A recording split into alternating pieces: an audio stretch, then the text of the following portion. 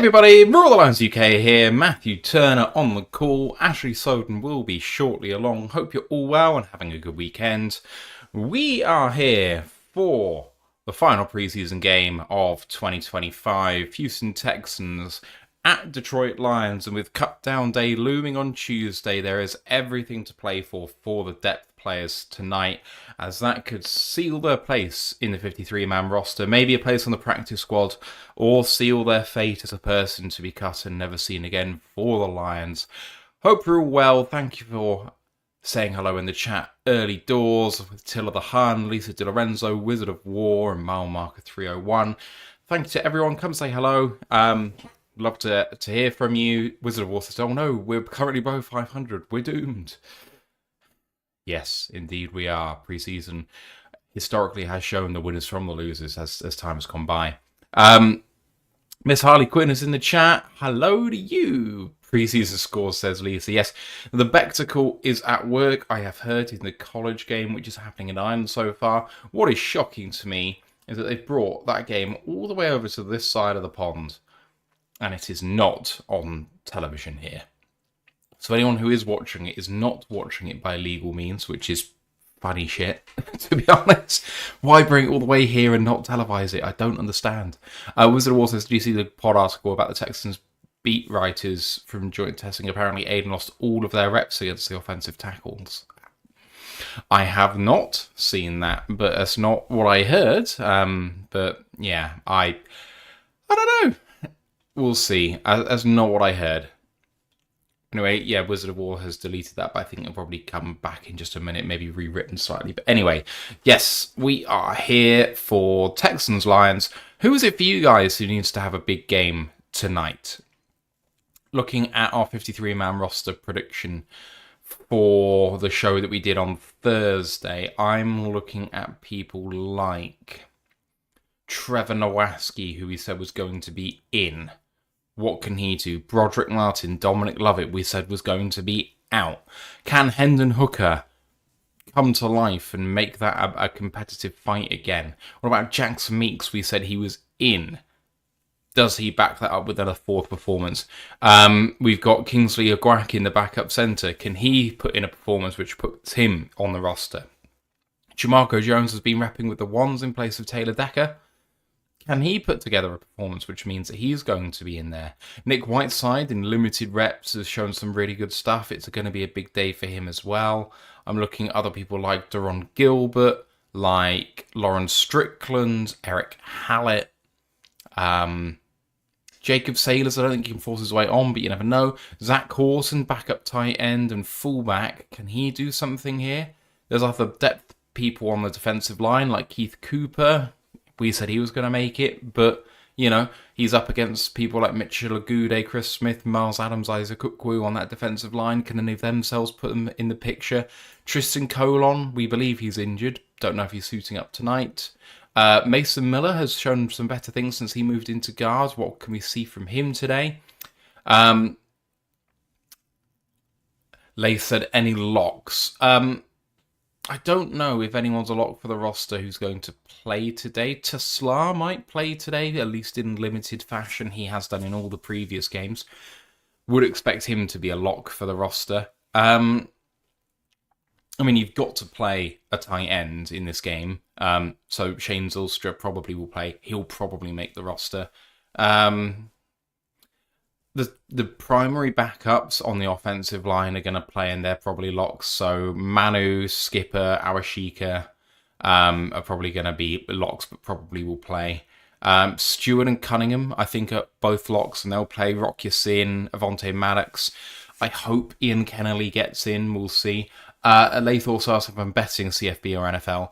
I do bet CFB. I tend not to bet NFL, but I haven't put anything on for this weekend just because I like seeing how things shake out after week one. There's a lot of edge to be found this weekend, but only if you're in the know, and I am not in the know.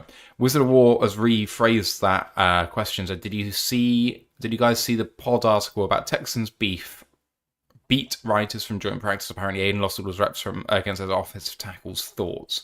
I mean, if it's true then that is worrying, because the Texans tackles are Titus Howard and Ariante Ursary. That would be supremely worrying and worrying. You know, worrying and worrying. Or Blake Fisher, even, if it was a backup. But, you know, Titus Howard's 2019 first-round pick hasn't exactly set the world on fire, and Ariante Ursry's second-round pick this year, extremely raw. I just don't believe that's the case, though, so I'm not going to worry about it particularly much. What else do we have here? People complaining about slow mode, and I am sorry about that. When we do a live stream like this, it does tend to bring in the bots. It's meant to try and combat them, so apologies. Hopefully it's quick enough that you can put in enough messages fairly quickly. Attila the Hun suggests, in terms of people who need to do well, Broderick Martin, Nate Lynn, love it. KCJ. Who's KCJ?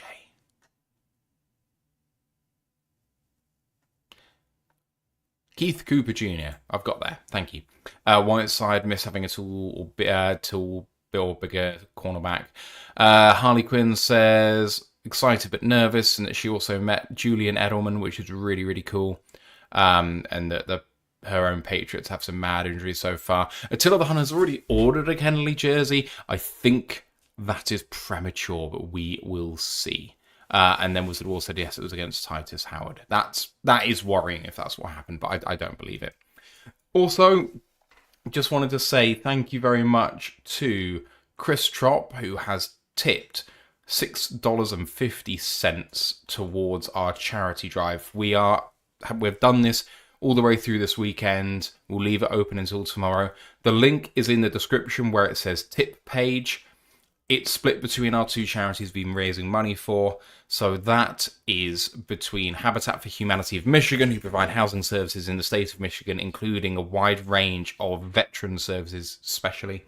And the other thing is Maggie's cancer charity in the UK. So they're the guys who've been looking after our own Stephen Collins. So providing the ancillary services you don't get on the NHS, including extra nursing help, psychotherapists, people to keep your mental health well as you're going through the fight of your life physically, support groups of other people in similar situations, just a nice retreating place to go to spend time in nature and that sort of thing. So really important cancer charity, and we're proud to have supported them. As you can see on the ticker at the top of the screen, $1,105.21. Hoping to push that maybe to $1,200 by the end of tomorrow so that we can do $600 a piece. That would be fantastic. If you can donate and you haven't already, thank you in advance.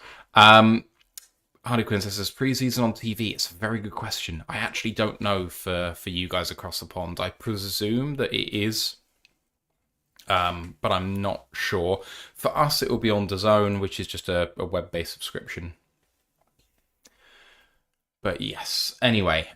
So, guys on the Texans side of things, guys that we're expecting to go up against, I'm interested to see how their newly drafted wide receivers do in Jaden Higgins and Jalen Noel. I don't actually know if they're playing, but I would play if I was them.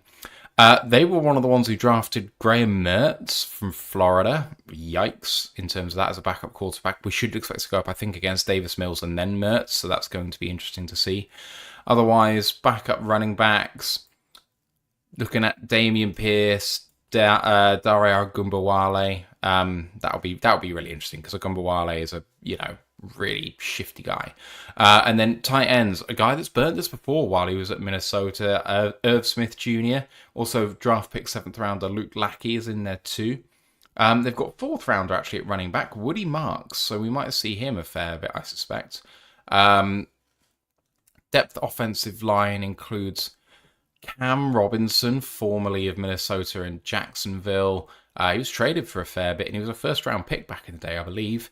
Got Juice Scruggs, Blake Fisher, Jarrett Patterson. So this is no mug of a backup offensive line. It's odd. I don't like their starters particularly much. But the backups are actually some of the best backups in the NFL. I would take Patterson and Scruggs and Ladarius Tomlinson and that sort of thing. So very interesting indeed. Then turning to the defense, we might see Foley Fatakazi, in there at defensive tackle. Could see Tommy Togiai in there, maybe EJ Speed. He's a Mike. Damon Arnett would be interesting as a corner, free coming from San Francisco. No one else particularly of interest for me, but Ash is coming on now, so I'm sure he'll tell us who we should be interested in Hello. just a second. Hello. welcome to the Baltimore Scuff Cell. Oh my God, where are you? Childhood bedroom. Fair enough. Yeah. Hence the holes in the wall from all the times I've had to punch the wall when Villa haven't done well. Like today! Woo! There we go. Many thanks to Helen for becoming a channel member. Thank you very much. Appreciate you. Sorry, I have not been feeling well, so I had a nap, and I haven't long woken up, so I'm having my iced coffee. Ash, how you doing, mate? I'll join you on that. I'm doing good, Obviously, a bit upset at the English football today. But at least I've got the Lions to cheer me up, and people who obviously follow me on Twitter also know that last night I did enjoy the sort of the local derby between us and US Rugby in the Women's Rugby Union World Cup, and we absolutely put the beat down on the Americans. That did cheer me up a bit, especially since we hit the funny number as our score, so that definitely made me happy. The coverage has just gone live as we are past 1 p.m. Eastern, so kickoff should be shortly. I haven't seen what's happened with the toss, I must admit. It may not have happened yet. I haven't seen it either, but obviously I heard you just as I was joining saying the people you're looking at. I know it's the obvious answer, but the Iowa State duo, I know obviously Iowa State playing right now, but with Jaden Higgins and Jalen Knoll both supposedly going to play today per Aaron Wilson, who's one of the big beat reporters for the Texans. They're ones I'm kind of looking at. Did like them in the draft, so want to see how Nick Whiteside, Rocky Sin if he plays any corner today, those kind of DJ Miller, etc., how they hold up. Because if they do well against Higgins and Knoll, they might have a chance of stealing that sort of practice squad spot or two that's going for sort of DBs. So that's one matchup I'm definitely looking at. There's no worries, happy to support. Well, sure, but we appreciate it very much. Many thanks as well for the sub by Dante151. Appreciate you. All right, we are about to go live in a couple of minutes' time. Anyone else you're particularly looking at on the Lions side? Oh, the Lions side, well, it's the two that they're just showing on the coverage now. So Jackson Meeks and Dominic Lovett. I know when we did our 53 projections and listening to other podcasts projections, I know that is one of the decisive spots right now is who do you take? Do you take both? Do you only take one? If you do you value the on-field production that Meeks has had? Obviously, I know he's leading all rookie wide receivers in receiving yards, receptions, and touchdowns so far in this preseason. Wow. Or do you sort of aim? I know that's a fun fact for you. Or do you go with the sort of special teams and the long-term upside of Dominic Lovett, which I know sounds a bit weird, but I know I was one of the first to say it. I said it when we drafted him, but everyone else sort of caught onto it now. He does look to be the long-term Khalif successor. So do you keep him on the roster for that? Train him up. He's a backup slot as well. Or do you risk putting him through waivers, get him on the practice squad, then train him up on the special teams? Because I know right now Tesla and Dorsey look to be our starting gunners, but if he looks good today, he can really make that a conversation. And then on defense, Keith Cooper and Meko Wingo, who I know has been going through warm-ups, despite Dan saying a couple of days ago when he activated him that he won't be playing today. That is a battle. If he does play, that's a battle I'm keeping an eye on, because if Mekhi doesn't look good, that means Keith might be able to get on the roster and Mekhi's made inactive for the first couple of weeks while he gets back up to speed. If Mekhi hits the ground running today against what should be a pretty bad Texans offensive line, considering most of their good players are not playing today. None of their stars pretty much are playing. If he looks good, then it means that Cooper probably goes to the practice squad, hopefully, because that's a good thing. I don't think many teams will have really been keeping an eye on him in the preseason. He was a tryout player for us, so it wasn't even like other teams were trying to get him. We tried him out. He looked good, signed him, and now He's looked okay in preseason, but it's mostly been practice where he's been playing well. So it might be that we might be able to sneak Cooper onto the practice squad as that sort of backup 3-tech, 4-eye, potentially 5-tech big end kind of role. All right, we should be moments away from kickoff, still trying to find out from the beat who has won the toss, but have no idea.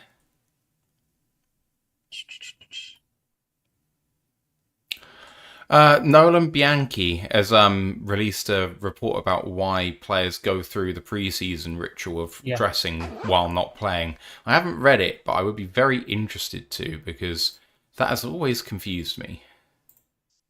Yeah, so I know it was specifically to do with Khalif that I think the thing was about, but it obviously extends to others. I actually haven't read it either, but it is on my list to read. It's just it's been chaos today in the family home hell, hence why I am instead of downstairs with the front door behind me instead.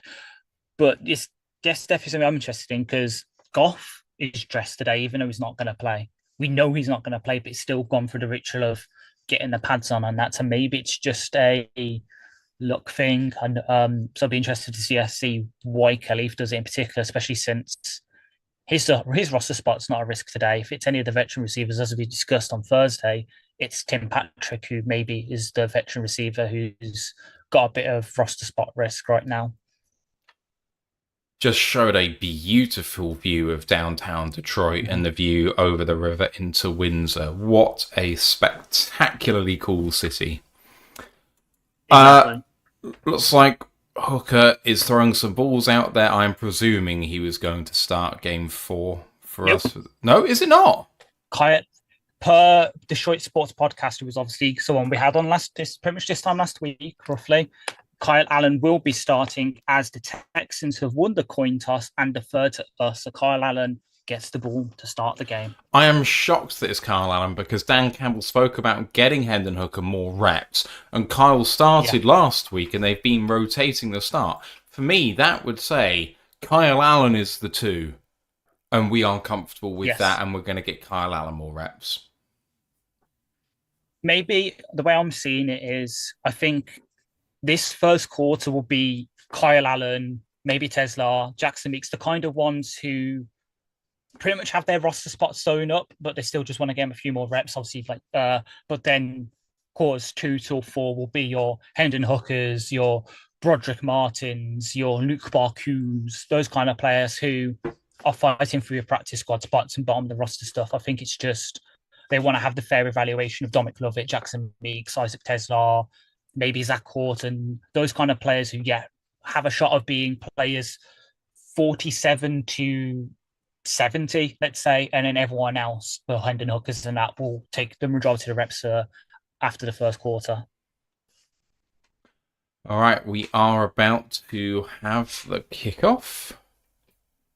Mm-hmm.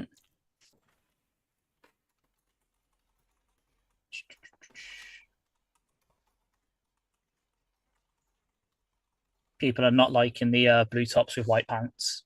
Oh, I quite like it. I think it looks pretty... Same.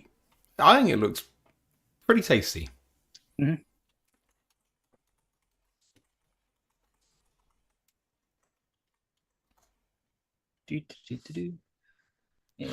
All right.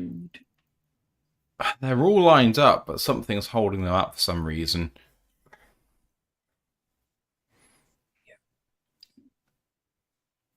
Oh, Grant Seward back to receive. Wonder what's gonna happen.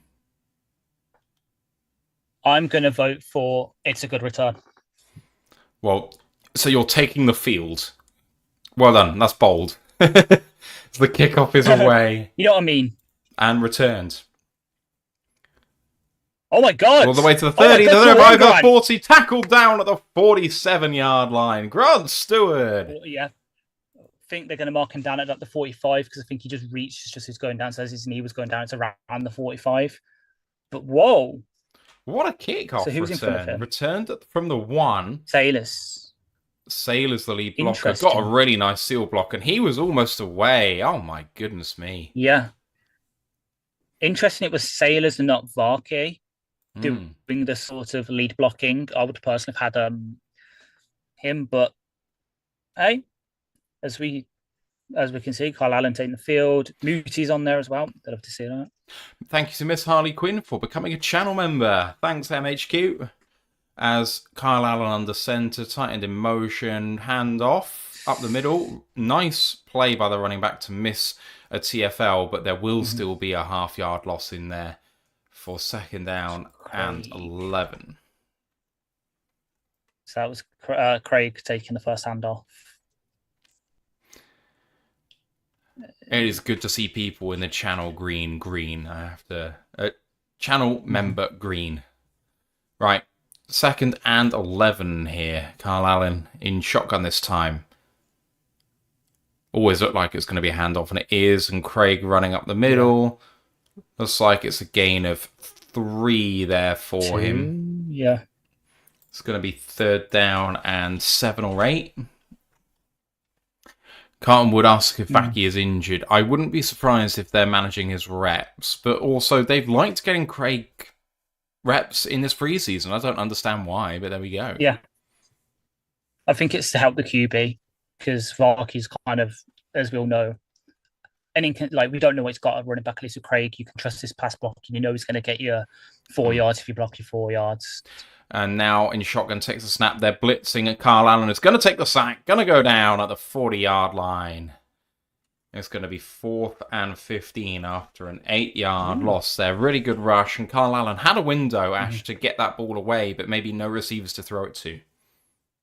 Yeah, pretty much. And the guy who gets the sack is someone that you mentioned just as I was joining, Tommy Togiai. So fair play to you predicting that in a way by mentioning his name earlier, but yeah. Always I don't liked like him. The sort of run pass. Yeah. Tommy Togiai was someone I really liked in the State. draft process, whenever that was. A couple of years ago, was it for him, I think? I want to say 3-4 years ago, because it was one of the first times we did scouting, wasn't it? Tommy Togiai. Free agent from somewhere, don't know. Anyway. Punt away, and he's let it go. Oh! What are they going to call this? I think they're going to say that this is a touchback, but let's see. What a coverage play. They're going to say touchback. Oh. Let's have a look. It was let go by Watson. Oh, yeah. So Meeks' hand was on the... Yeah, so look, so because his body part is over the pylon, it counts as touchback. I do wonder, though, whether he stopped touching it before he went over the line, but I don't think it matters because the person who covered it up eventually was Nowaski, and he definitely was over the line.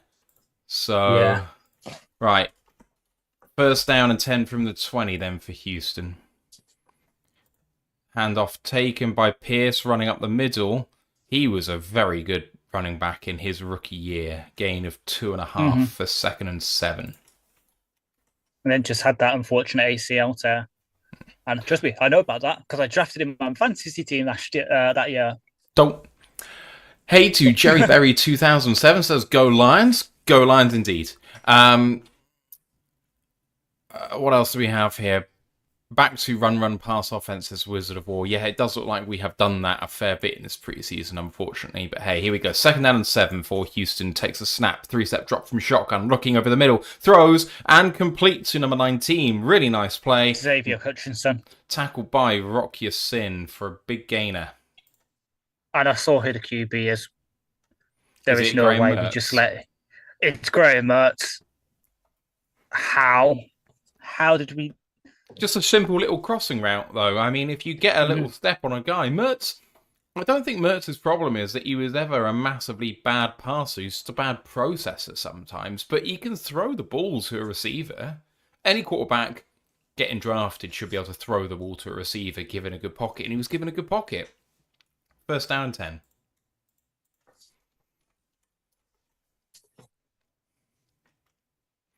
And run up the middle again, and a good tackle on the outside there by Nowaski, I think, 53.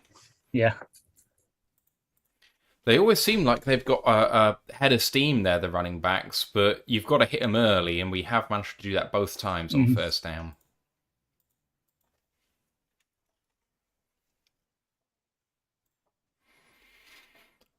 Up to the 49-yard line of Houston now. Under centre with a weird-looking fullback. A long way wide. And handed off. And a good tackle there. Tackle around the outside. 53, Nowaski again with an assist. Couldn't see By who Miles that was Adams. otherwise. Thank you very much.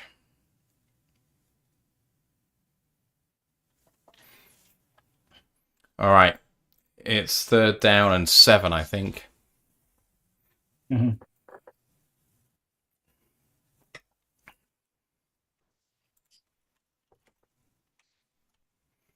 All right. At midfield, 3rd down and 6. In shotgun, in 11 personnel, takes a snap, almost dropped the snap, and now having to escape upfield, and he gets a 1st down and more, and slides at the 39-yard line for a 1st down. Graham Mertz showing those wheels. He recognised early he had man-to-man across the board and saw the gap. Just had to wait for his guy to clean out the Mike linebacker, and then he was on his way. So that was also Hallett played safety. We rotated. It was a cover one robber concept, and Hallett just went with the crossing pattern, and it opened up the rush lane for Mertz. 9.5 minutes to go in this first quarter with Mertz from the left hash at the 39-yard line. Hands this one off again on 1st down, a run up the middle, and a good movement by whoever the running back is, probably Damien Pierce, still for a gain of 3. Yeah. 2nd down and 7. Lions have put themselves in good situations on 2nd down in every single rep here. 2nd down and 7, 2nd down and 8 every single time. Got themselves to a 3rd down once out of 2 times. So can they back that up with another one here?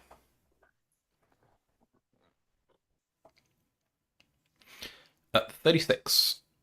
In shotgun again in an 11 personnel, but a bit more of a condensed formation here on the right-hand side. Still from the left hash, and he's going to hand that one off again, and a good run up the middle, and he is a yard shy of a 1st down. 3rd down and 1. Hallett with the tackle, but Damien Pierce saw the gap and went. Mm-hmm. Just recognised that we are overloading their left-hand side of the line. Does a kind of counter move and goes to the right, and it works. 3rd down at the 30-yard line. He needs to get to the 29 for a new set. And handoff again up the middle. And Pierce tried to leap for it, but did not get there. He is a half-yard shy. What do they do now? Would not be surprised to see them go for this. Grant Stewart with a really good hit there to keep him from getting the 1st. Pierce went vertical here, and he didn't get there. He clearly didn't. Mm-hmm.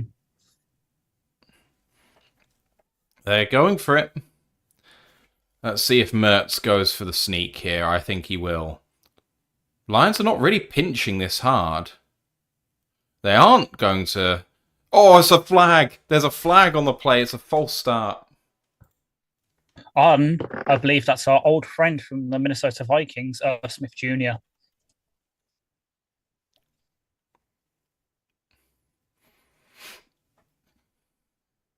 Yeah. Good call. Good tackle by Nick Whiteside on the running back there as well. Didn't quite stop him, but... Yeah, all right. They are going to go for a field goal. It will be a long one.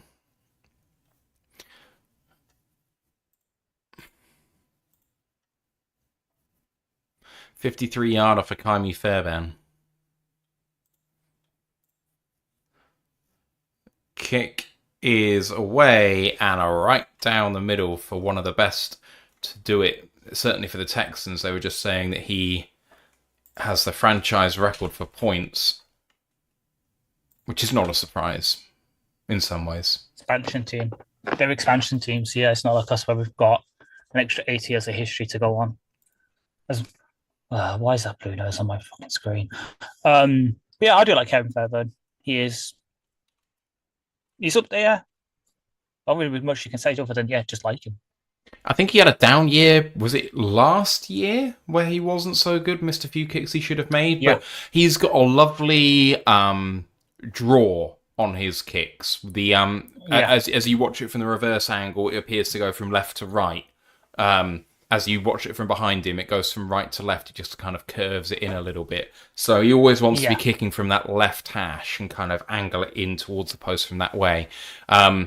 Whereas we know that our own Jake Bates has a bit of a slice on him, tends to hit it from left to right. Yeah. I don't know why people aren't interested in special teams. I like Ant not being here, so he can't kill me about fucking long snappers. True. True. I mean, that's not we get. That's as we both know now. And people check the comments on our Spotify latest episode to see why we're saying this, but we know the true thing for now, and his sort of hatred for Josh Pascal's his calling card for everyone else now. I promise I did not put him up to him to say that. He was listening So to us funny. he messaged me about it. So It was. funny. Miss Harlequin said, I missed you all, missed you too. Jerry Berry says, what you'll think of Kyle Allen. For me, I came into this process thinking he had no chance of making QB2, and I do think Hendon Hooker has lost the job.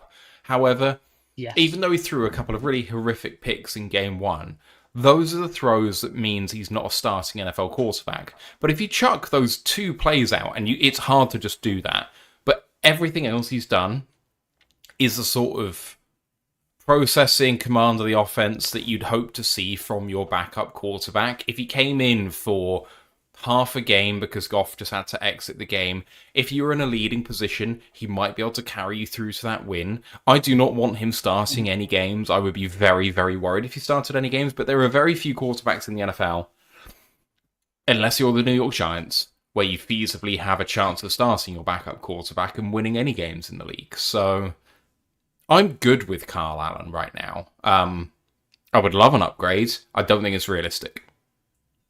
Mm. I would like to put the Chiefs on that list as well for players who can maybe start a backup QB for one game and win it, because they've got Gardner Minshew, and that's what he's good for in the league. He's starting for like one game, he can win it. As that's another good return from Mr. Stewart. Flag on the play. This will be coming back. Flag. Oh, that wasn't Stewart. That was Dominic Lovett. I couldn't see it from the reverse angle. Holding by the receiving team, unfortunately. That's my guy. That's our guy, Zach Orton. Crap. It's unfortunate, but there we go.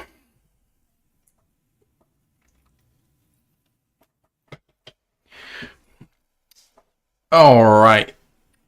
Here we go for the Lions. Second series down 3-0 from the 15-yard line after being set back by the flag.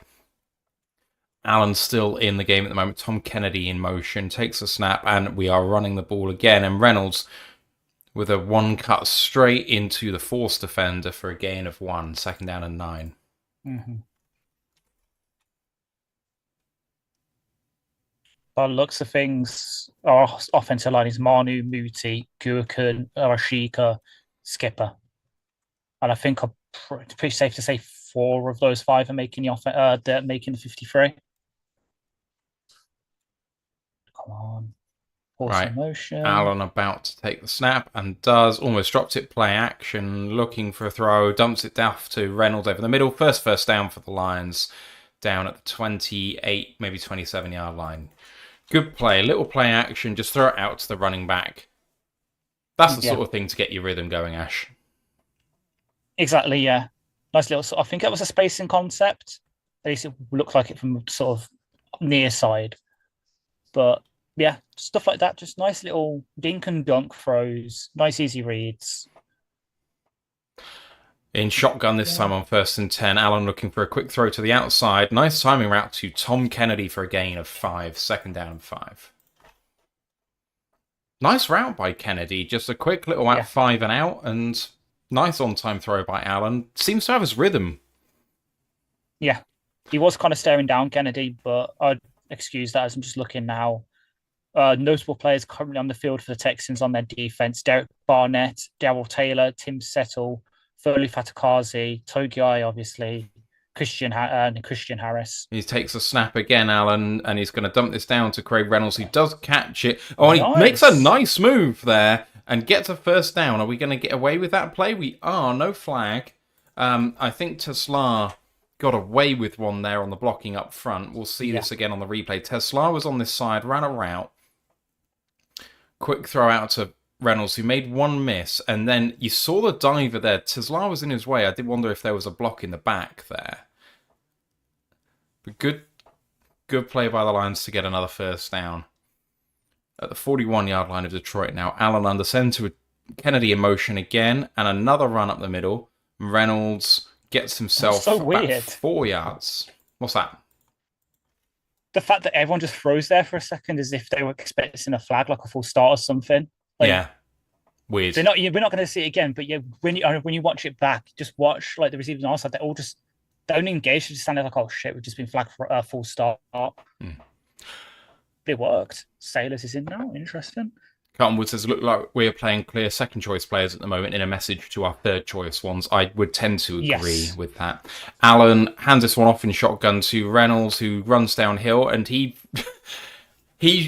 like surfed on a player there, I think, to get another 2 yards. They've given him credit for 4, maybe 5. It's going to be third down and 1.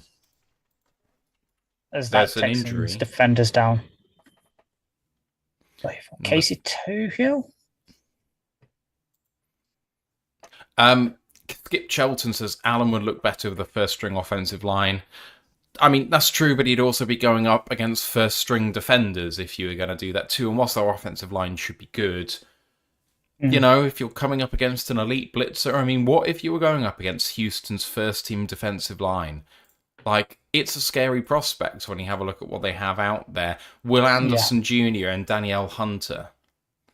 Hunter, along with, like, Sheldon Rankins. Like, Sheldon Rankins doesn't massively scare me, but Hunter and Anderson's just yikes. Yeah. So it's Jake Hansen who's down. Jerry Berry says Allen would be good for next week's game.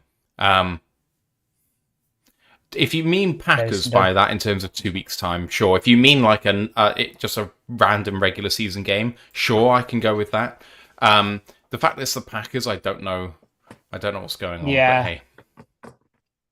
Ooh, just looking through the actual depth chart again, and one player I would love to see in the second half, so I'll be keeping an eye from number 46 for their defense, Jackson Woodard, the linebacker out of the UNLV Rebels that me and Ant loved in the draft process. Carlton says Sailors in on that play, looking good for practice squad. Yeah. For sure. Bob O'Lan says, 100%. What up, guys? What up? 2-minute warning at the Kansas State-Iowa State game in Ireland, 7-7. Kansas State at their own 42nd down and 12. Not a huge amount of scoring. I expected more. Yikes, Rocco backed 5 of 12. It's pissing it down. Only 85 passing yards, though. I mean, Anyway, I mean, it helps that Iowa State got their drive extended by Dylan Edwards, the transfer running back from Colorado, who's now gone to Kansas State, just muffing the first punt of the game, like, horrifically. Nice. Yeah. Right after I drafted him in my random mock draft I did last night when I was bored. Exactly. I was like, we've got to that point now. I just need to go for names. I like, Dylan Edwards. I know we probably want to upgrade a bit on Craig Reynolds, and I know he's good. I'll pick him. Now that happens. So he's never going to be a Lion. If anyone's interested in joining a Lions Discord channel, I've put the link for you in the live chat. Be great to see you there. We've also got one spot still free for our 12-person fantasy league. So if you want to join that, then go through the Discord link and you'll find everything you need there. Third down and 3. Allen, short throw, and a nice catch by the man himself, Isaac Tesla, who actually, with his cut, managed to make the defender fall. Good stuff. That was a good cut. I've just wound it back for myself to watch it. The best thing, he didn't do that stutter step. Hey, he's learning. He's having it drilled out of him. Love it. First down and 10 for the Lions. I'd love to see what the clock says. What a run. Hell And yeah. Sailors ahead of steam there, and he got 6.5 yards. Second down and 4. Good run. Limping, though. Yeah, limping hard. Oh, he's coming out of the game. Craig goes in.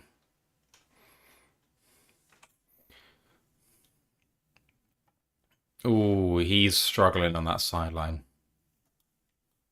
Right, second down here and 3.5. And hands off to Reynolds, who gets the gap and a first down, but he's annoyed with himself because he tripped and could have had a lot more. Good drive being put together here by Detroit. Love to see it. I think this is, as I said at the start, this is why I think we've had Allen in, just so we can get a fair assessment of these players who, as I say, are the sort of bomb the roster practice squad guys, and then Hooker will have the rest of the game in about 2 minutes' time, and it'll be him and Malik Taylor, Ronnie Bell, those kind of players who fight more for practice squad or jobs elsewhere. As Allen going for touchdown throw. Tesla! Touchdown! What a celebration as well! It's doing the worm! Oh, he's doing the fucking, yeah! It's a little wheel route there, or just a go ball, I think, for Tesla. And let me have a look. What a throw! Is it going to show it? So he's there, outside release, and just absolutely burns Ross. Just a go ball. He gets a yard on him, perfectly thrown. Whoa! Yeah. And just right into him. The worm was perfect too. Yeah. Oh man, Tesla is showing out. Here comes the PAT from the left hash. Bad snap, good hold, sliced, and just inside the right upright. 7-3. Mm-hmm. That snap was very suspect. Yeah. Allen's throw, inch perfect. Tesla gets about 4 feet in before going out of bounds.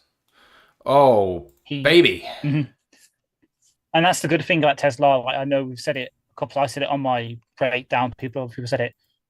Other people there would sort of let it fall to you and give the DB the chance. The fact he reached up, late hands, obviously, to not give the DB a chance, but just reached up and brought it in perfectly. That's one of the reasons he's so good at those sort of routes. It's just a shame, as I said on my breakdown, Arkansas just didn't use him like that on the outside. No, not at all.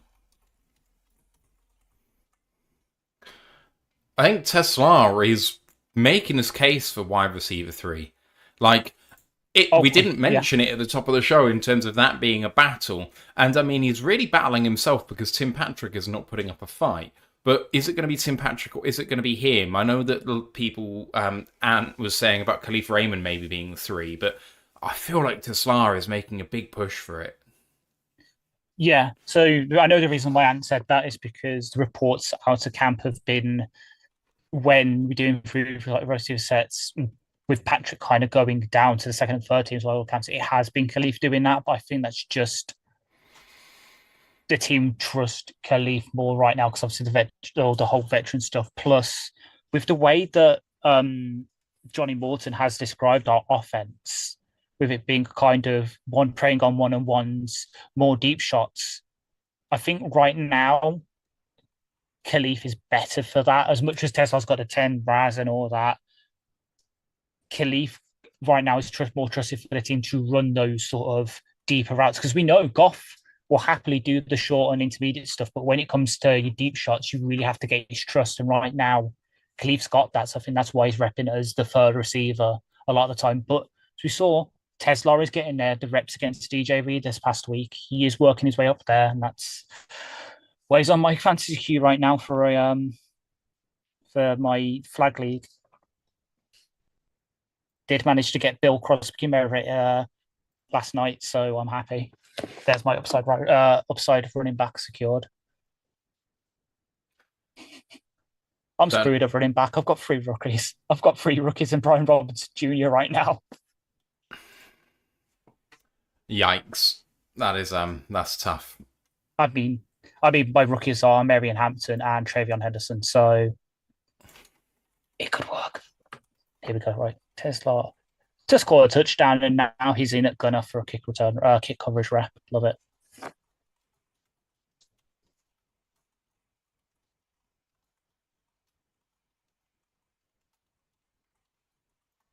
Here comes a kickoff return out by the 20, makes a little stutter step and tries to get to the outside. He might get there too, to the 30, 35, 40, 45, and down at midfield. What a return by number 11 of the Houston Texans. Can you say it for me? I've had enough of saying it this preseason. Coverage on kickoffs has not been good enough. Yes. James McClaw says that his nickname for Tesla is Kid Icarus with his bow antics works perfectly. Just don't fly too close to the sun god. Here comes the snap here for Mertz at midfield. First down and 10. Snap away, two-step drop, throws over the middle. Nice completion on time for a gain of 12 and a first down. There's one of my guys. I was going to say, I can see it, though I will say Orion was the famous hunter in Greek myth. So Orion could work as well. There's loads of good names for him. I like Metal. I know it's like we've had Mapletron for Chase Claypool, but I do like Mayotron as well. That's a nice one. Coming down towards a minute to go in this first quarter. Brian. Mertz, 1:10 to go now. Toss play to the left-hand side. Really nice play by the offensive lineman, but a good tackle by number 52, Zach Cunningham. Second down and 9. It was a really nice block on the outside to give him a tiny bit of room, but not enough. Mm-hmm. Wizard of War says, how many of the currently playing special teamers are not first-team special teamers? It's a great question. I would imagine all of them playing on special teams are our special teamers. I don't think anyone playing teams is going to miss the roster. Snap away, play action. Mertz looking to throw. Now having to escape to his right-hand side. Is he going to run for it? He is. Stewart turned his back and allows Mertz to get the first down. I don't blame Stewart for turning his back there. He's just churning behind him to see where the running back is. And if someone's coming to cover him, then he goes back. Obviously, by then it's given Mertz that little edge as we hit the end of the first quarter, and it's halftime in Ireland as well.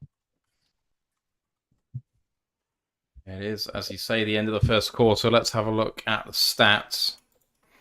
Lions lead 7-3. Kyle Allen 5-5 for 66 yards and a touchdown. Perfection, really. Craig Reynolds 5 for 12 yards on the ground, and Tesla 2 of 2 for 41 yards and a touchdown. Perfect end to his preseason, if that is the end to it.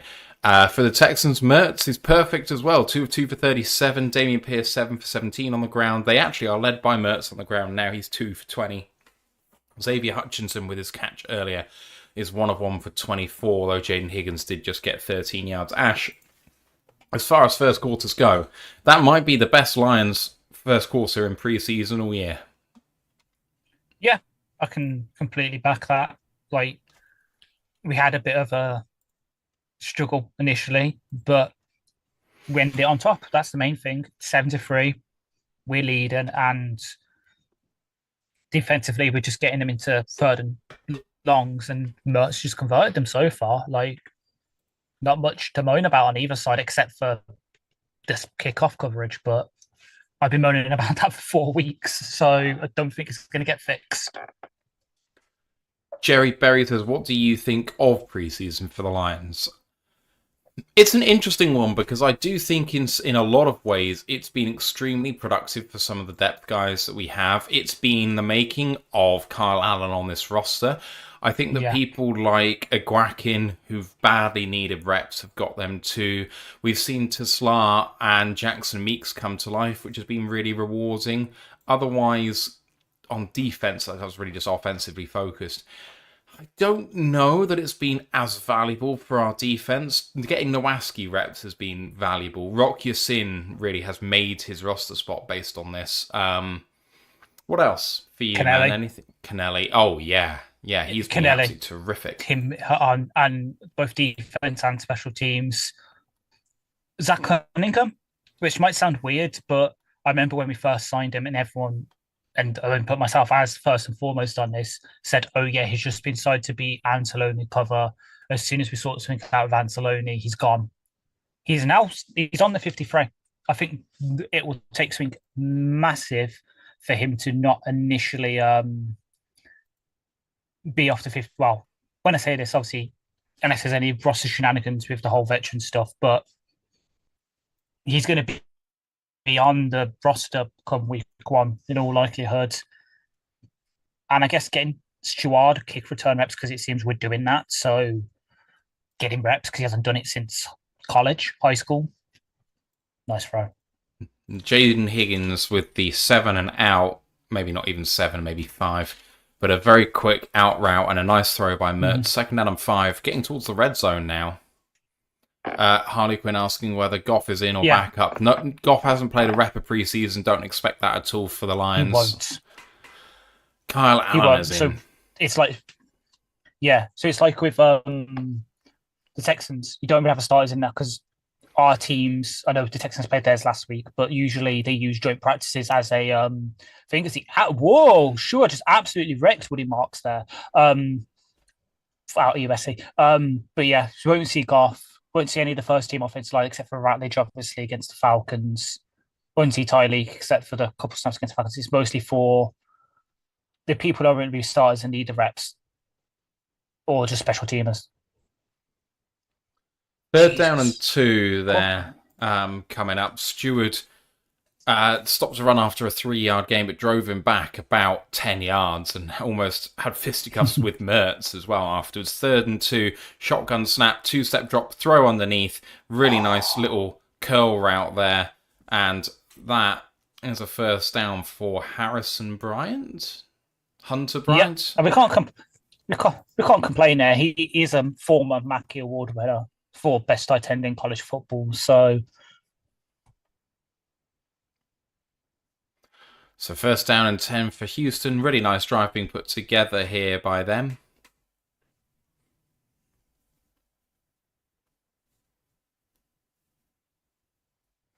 Cover 1. Mertz under center in 12 personnel. Play action throw. Mertz dumping it underneath and a good tackle by Zach Cunningham. At the 14-yard line of Detroit. Broderick Martin on the field that I spotted just then. On first down. A gain of maybe 5 there? 6 even. Second down and 4. 6, yeah. Brent says, barring injuries, who's the 4 players that we're allowed to protect on the practice squad prediction? I think that's going to be really tough to predict because it's going to be the people who don't make the roster and who don't get poached. Give me a sec. Let me have a look. Let me have a look at who, because I...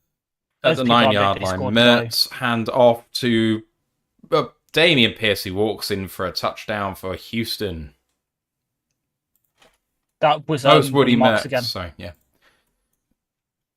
Let me have a look. Because I did, with my 53 that I did on my laptop, have a practice squad prediction. So what would fill the dead space? Really nice run. I'd say... good, well blocked. He beat one man and walked in for the touchdown off left tackle. 4 players. I'd say Sailors, Eric Hallett,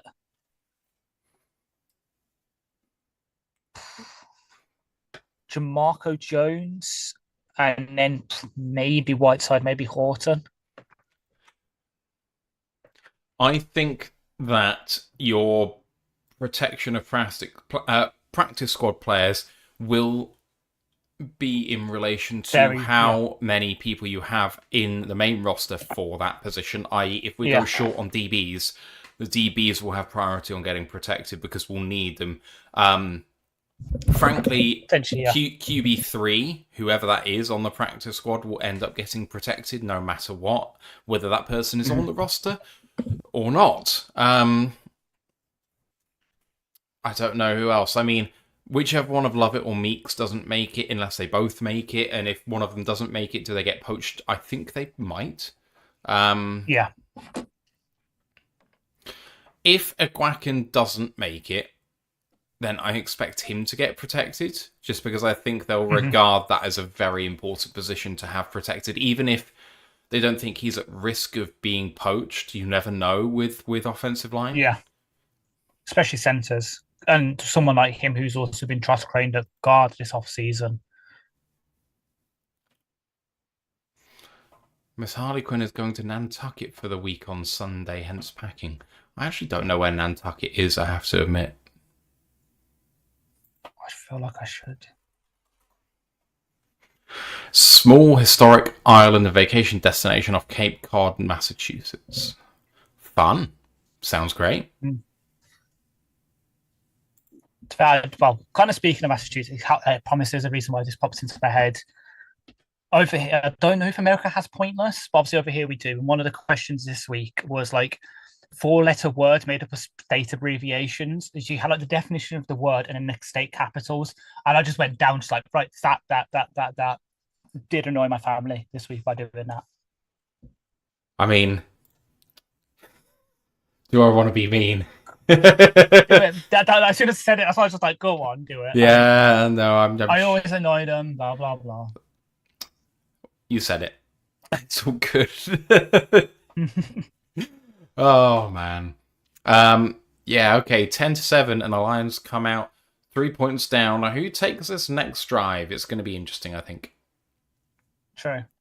To be fair, it actually is nearly 10-7 over here. Jay Batt, the Michigan State VP Director of Athletics, is in the booth at the moment with the guys. And the kickoff is about to come. So Lovett and Sailor's back there.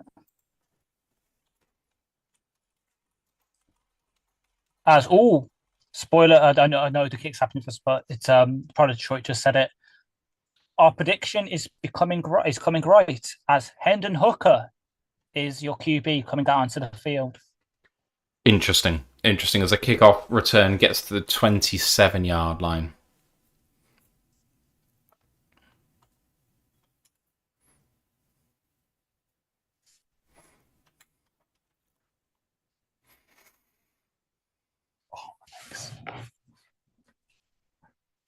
Okay.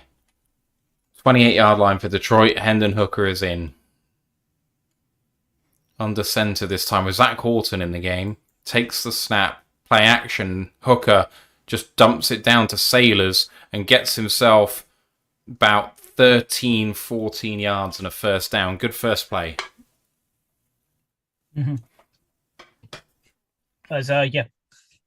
Nolan Bianchi has just confirmed, I think, expect Hooker to now be QB for the rest of the game, barring injury, obviously.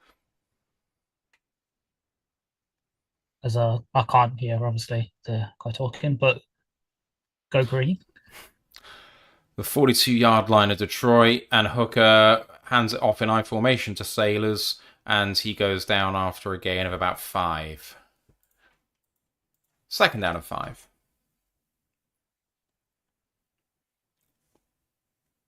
And Jerry Berry asks about what do we think of the draft this year. So for the Lions,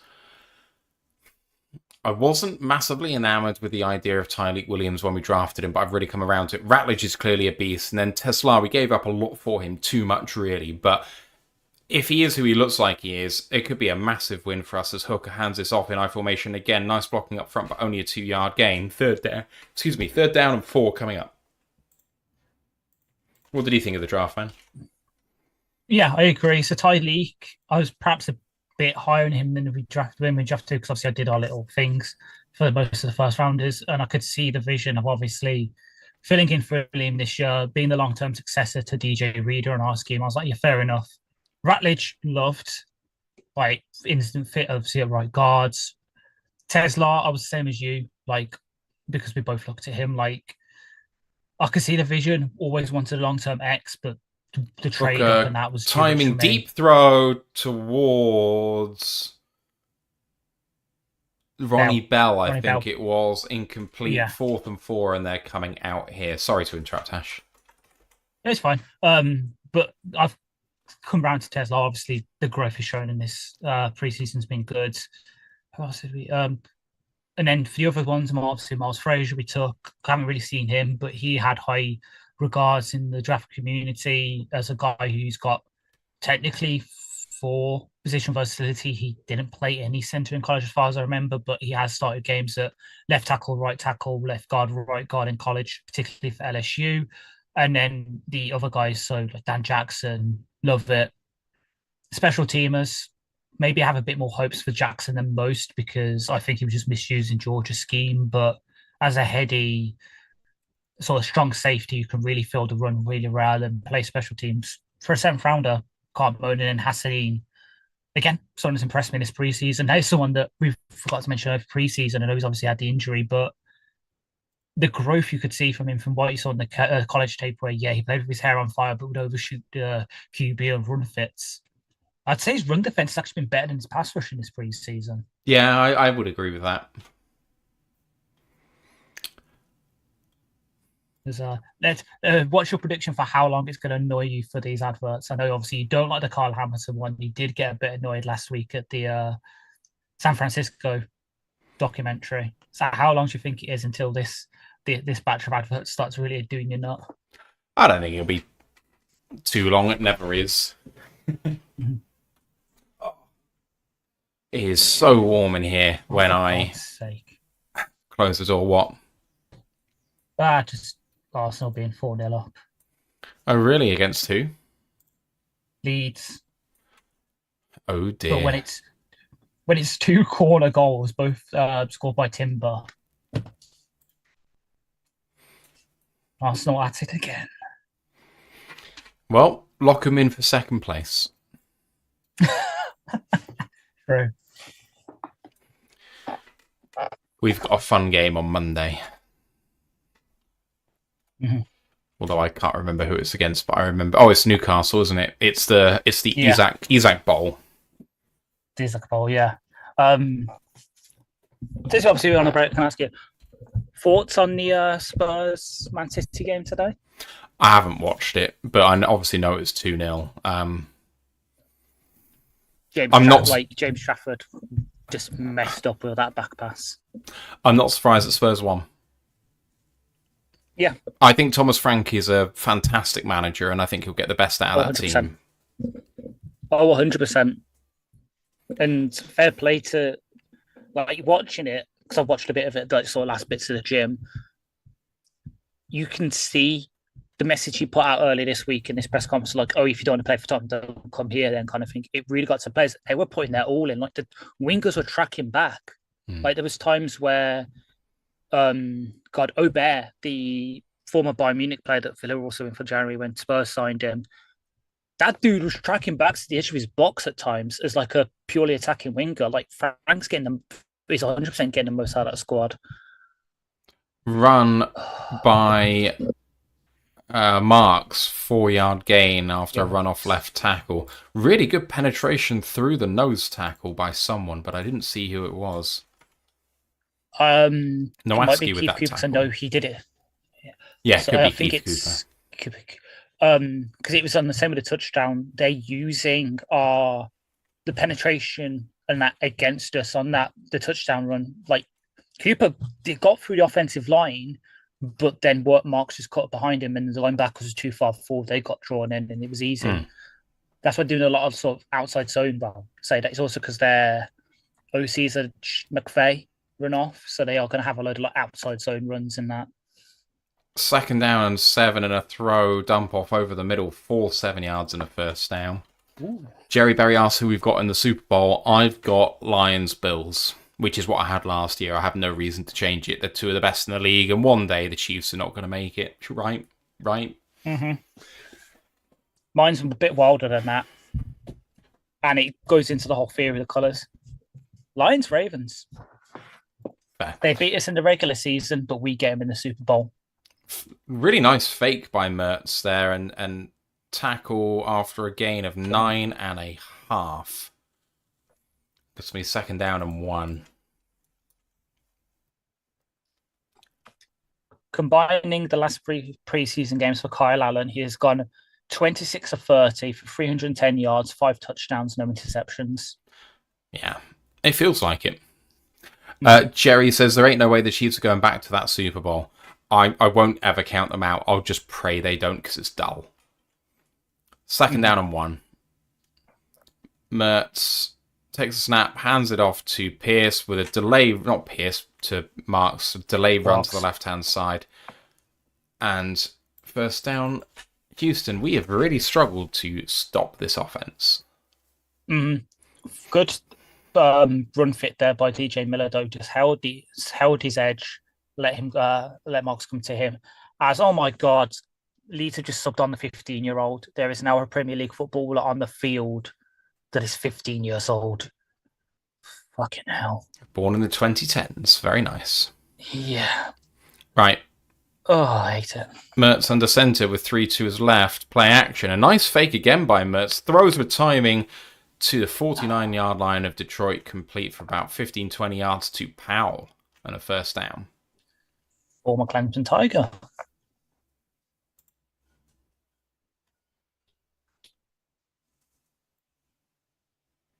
Cornell Powell. Had no idea who he was.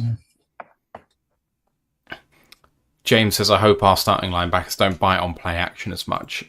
I hate to say it, James, but unfortunately, I think they probably will. Here comes Mertz under center again. 3-step drop. Quick timing throw to the outside. He's looked like he had his man, but he wasn't ready for it. Second down. Speaking of the Ravens, they're 27-3 off right now against the Commanders. Broncos are leading the Saints 10-6 in the Peyton Bowl, and then Colts are 10-7 up against the Bengals. And Browns are beating the Rams, but hey-ho, who cares? The Browns win a game in preseason, that's one more than they'll win in the regular season. Anyway, toss play to the right-hand side. Marks going to get tackle for loss here. That's a great effort by Nowaski and Cunningham. Mitchell Agude. All right. Third down and 11. Chance here for the Lions. Oh, that's cool. Every third down stop of the season and Rocket Mortgage give $313 to Connect 313. Love it. So.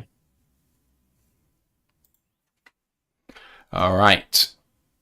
Enough time here for a nice drive on the Lions' part if they can get a stop here. Mertz in shotgun, 3rd and 11, around midfield.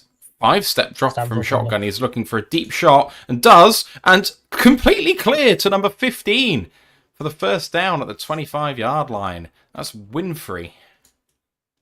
Oh, Jerome Winfrey. Mad. There's a name I haven't heard in a while. But yeah, as we'll see on this replay, it's just right between the free safety and the strong safety. It's that cover one look again. Perfect throw by Mertz. Well protected, very deep drop, good throw. We have really struggled for penetrations, they're saying on the coverage, on the defensive line.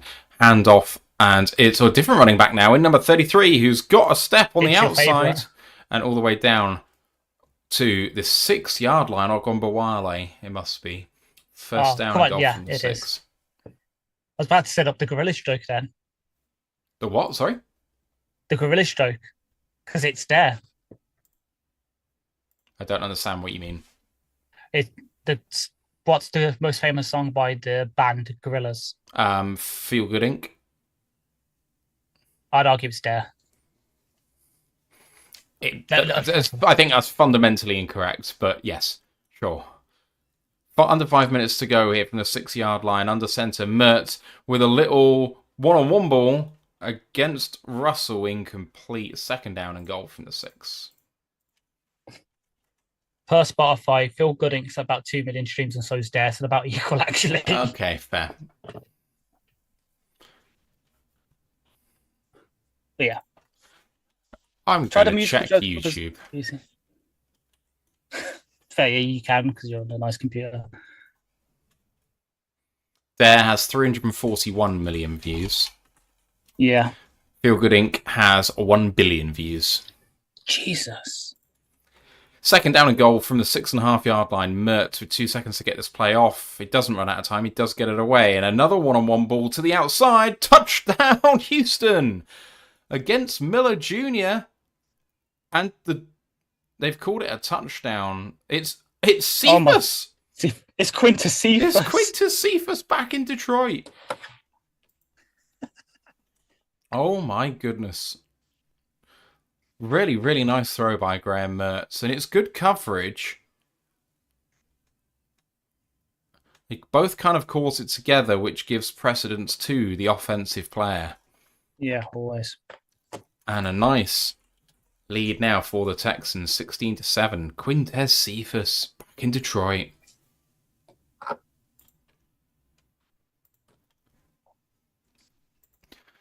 Scumino.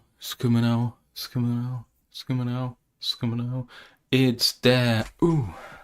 You got it stuck in your head now. Extra. Ooh, fake. They screwed it up so badly that the kicker didn't even get a chance. That's funny shit. They didn't mean to fake it, I don't think. The holder didn't get it there. And then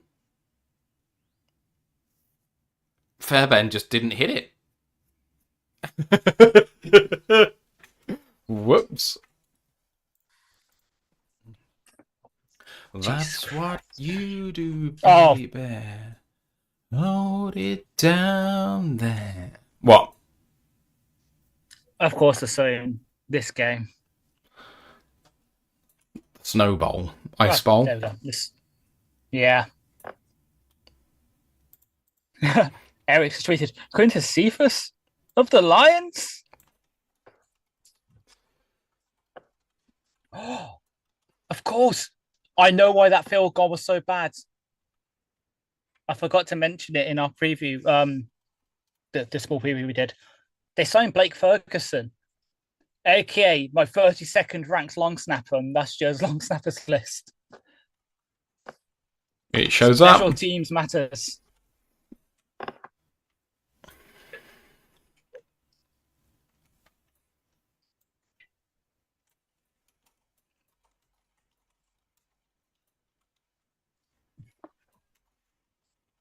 I would imagine that Cephas is not making their roster considering how deep they are at wide receiver.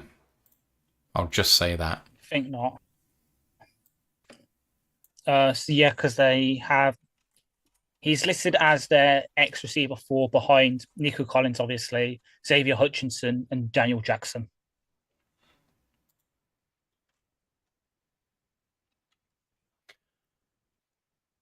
Iowa State moving the ball early on in the second half of the Aer Lingus College Football Classic. 1 minute 35 in. They're at their own 42 and driving. Mm-hmm. Oh, no, that's not correct. Sorry, beg your pardon. Kansas State have the ball. Why? Why did I think that was the case? No, sorry, it's updated. It is updated, and that is correct. I'm being an idiot. Mm-hmm. So it's not the offense that Ant loves. If you check our Discord, because I am not reading what he's just putting on the college football channel out loud. Yeah, no, that's a bit too much. Yeah. James said maybe it's not pronounced dare. If so, apologies. Is it dare? Don't know. Anyway, here comes the return. Oh, and he tripped up Sailors at the 24-yard line.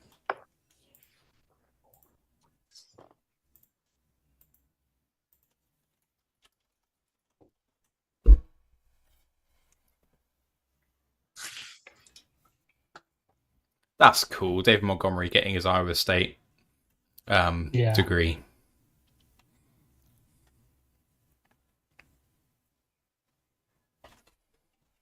Rocco Beck 9-yard rush. Rocco Beck's what? 9-yard rush. Right, here comes the Lions, and Hooker hands this one off, run off right tackle, hesitates and goes out that way, lowers the shoulder, gets himself 3 yards. Jacob Sailors.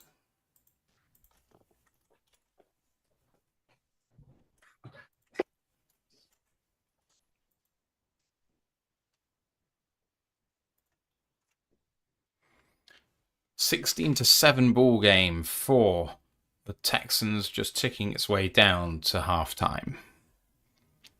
Jerry asked for how many yards we think Montgomery gets this year. I'm going to guess 120 carries, 500 yards. Don't think he'll get a huge run. Oh, no, I'll tick that up a little bit. 150 carries, 625 yards. Another run-off right tackle for another few yards for the Lions. What do you think? I'm just quickly doing the maths. 190 carries, 850 yards. I just wonder whether we're going to give Gibbs a slightly bigger workload. Like, give Montgomery every first down and every short yardage situation, give Gibbs every other rep. I think we're going to stick with the situation we had last year where Monty is the primary, like, first and fourth flag on the play. You know what I mean? Like, sort of, Gibbs has the middle two quarters. Monty's usually the leader in the first and fourth quarter. It worked last year, so why go away from it? Looked like it was a snap infraction on the offense here. Legal shift, yeah. Jackson Meeks, penalty declined, 4th down. Got a half yard here, the Lions. It's 4th down and a half yard.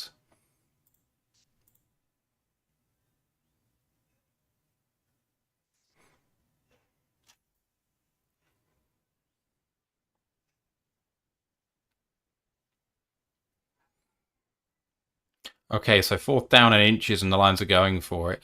Last week, the Lions had a penalty accepted when it was going to be 4th down and inches. Here comes Hooker, and that is a false start. Zach Horton. By Zach Horton. My God, that was bad. 4th down and 6 coming up now, and the punt unit will come on.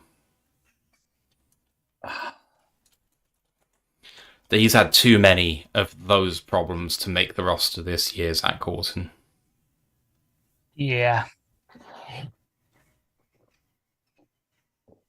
That's why it is. As much as I want to end the spectre of St. Shilstra on this roster, it can't.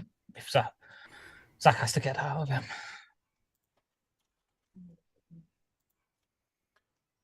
Fox with the punt, he leathers it, but doesn't get quite the length he would hope for, and tackle made at the 31-yard line. They will take over at that spot.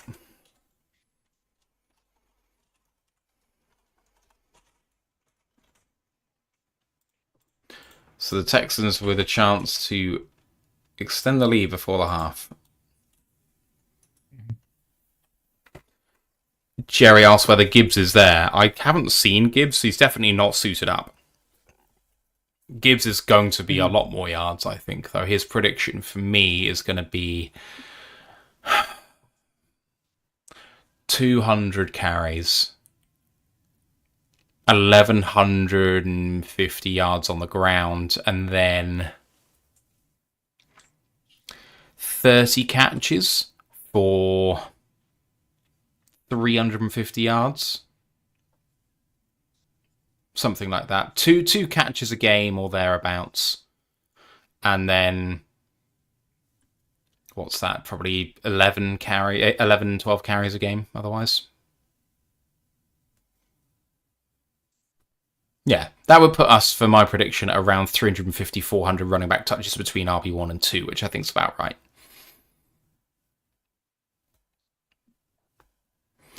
I'm getting annoyed with Eli Manning's face. I'm not even annoyed with his, speech. What? I know. I'm saying it because you said it. You said, how long is it going to take? I'm telling you how long it's taken. Now. The ultimate linchpin for the career that people should aspire to, but not necessarily want the quality of in terms of the player himself. I don't think he's a particularly good quarterback, but man, he heated it up.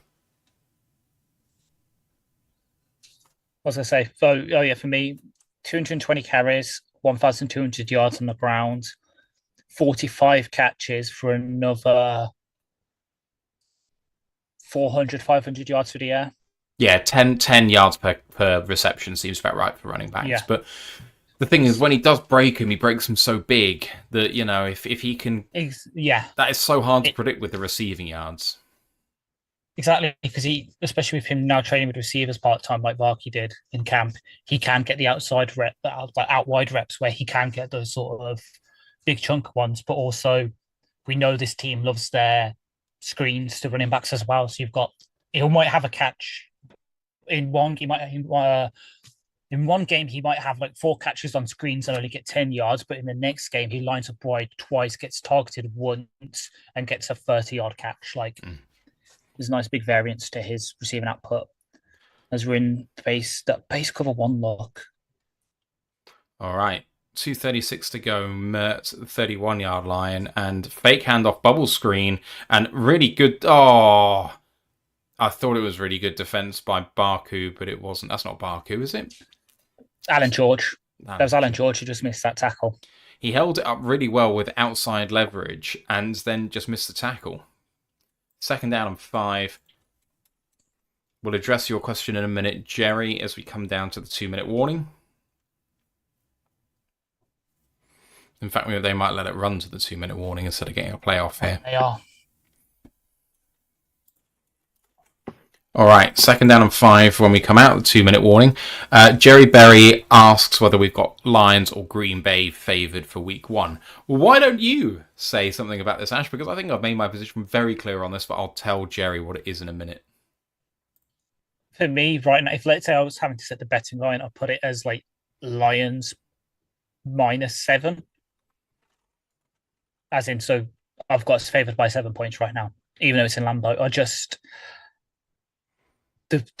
We said this kind of a bit on Thursday, but I think for me, yes, the Green Bay defense will be better in year 2 under their new defensive coordinator. But when their offensive line's got weaker and the receiver room, they've just brought in Savion Williams and Matthew Golden who can do things. It's week 1. The chemistry's not going to be fully there.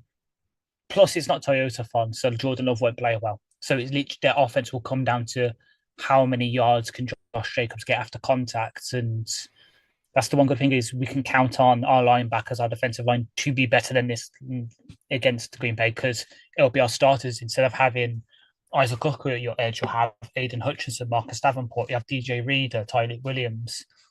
They won't be able to get many yards on the ground, so we'll have to come to Love doing his high variance throwing, and Kirby were there to pick him off. So I definitely have the Lions favoured right now. I also have the Lions favoured. I think that Green Bay will not be a good team this year. There's just nothing it hangs its hat on for me. People look at its run game. I look at its offensive line and say, I'm not sure about it. I love the running back. But other than that, it's a bunch of meh receivers, and the defenders, as a unit, the defensive unit is meh. There are isolated good players on it, but when the defense is a weak link operation, there are too many weak links for me to feel good about the Green Bay defense. I will probably set the line a bit closer than you did just because it's away, and I think that will make a difference. And also week 1's a bit funky. I put it at Lions -3.5 probably. But I still think I would take the Lions on that spread. I don't think Green Bay should be winning a game in division this year. I did it last year. It was like 1-5, wasn't it? Yeah, 1-5. I think they'll go one worse. I genuinely think the Bears will make a step. I don't think that Ben Johnson will have his best year by any means, but I think they'll look better than last season. I think Caleb has started to show that he's picking things up. And actually, you know what? He's needed a harsher hand that will tell him things aren't good enough. And them signing Bagent is going to light a fire under him, I think. So we'll see. But also in a Bagent, they've got someone who can absolutely play as a starter, and I think he'll be fine. Yeah. And for me, for the Bears' resurgence, it comes down to their defense. Like, okay, Dallas Allen, not a good head coach, but as a DC, he's pretty damn good. So I can count on their defense being better, especially since he probably will be able to get the most out of like Montez Sweat, Kavon Dexter, might be able to get a bit more out of Zach Pickens, who they picked a couple of years ago that I loved in the draft as a kind of free tech. He's really fallen out of favour as well, Zach Pickens. Yeah. he's someone that if he, I'm not saying it'll happen, but if the Bears do cut him because he is that far out of favour, I wouldn't mind us having a look at him on the practice squad. I agree. Really nice throw. Blitzed by the Lions on 2nd down and 5, and it was picked up well, and a good throw by Mertz. Well covered by the Lions, but just couldn't knock the ball out. 1st down and 10, getting towards midfield now, caught at midfield, and down after a gain of 7. 1:15 to go, just under. 2nd down and 3 coming up. Still all 3 timeouts for Houston. Mertz goes no huddle. 1 minute to go now at the 47.5-yard line in shotgun. 11 personnel, takes a snap, and it is a full start.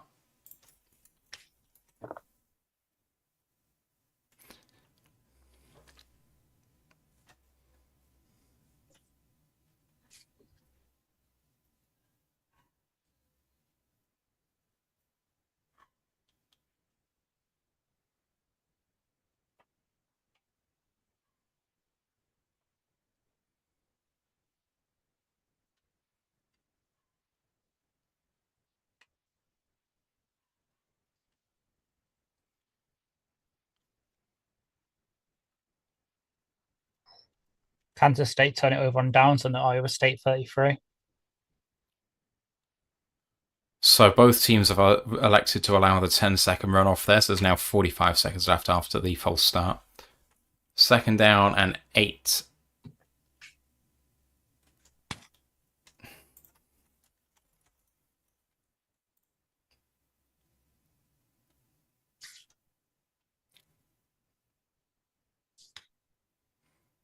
At the 47-yard line of the Texans. Connor McGovern there. McDermott, Connor McDermott, their right tackle.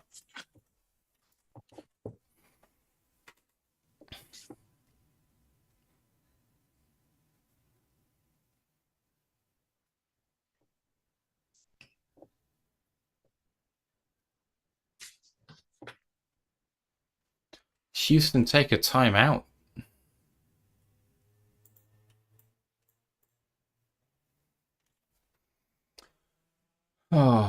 Jerry says, hope Hutchinson doesn't get injured again. I mean, if he does, it shouldn't be the same injury. You know, broken leg tends not to be a repeat injury. Soft tissues for sure, but he hasn't had a problem with that in his Lions career. Brent says, flag fest, laughing face. Yes, but it hasn't been so far, generally, compared to like a regular season game. This is about how I'd expect it to be normally. Last week was ridiculous.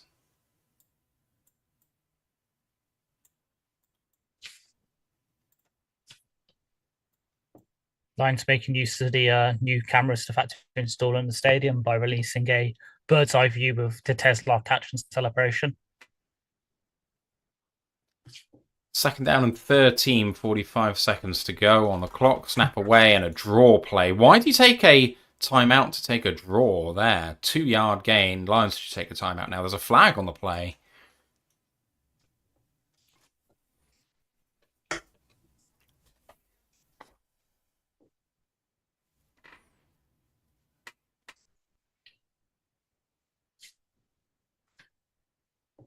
This is going to be on the Lions by the sounds of it.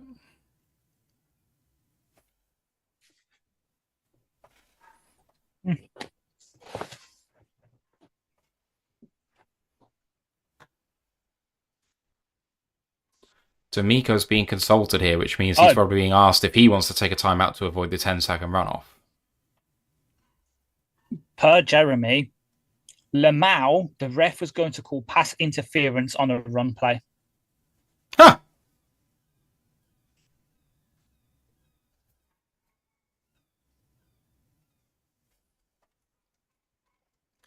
Another timeout taken by Houston.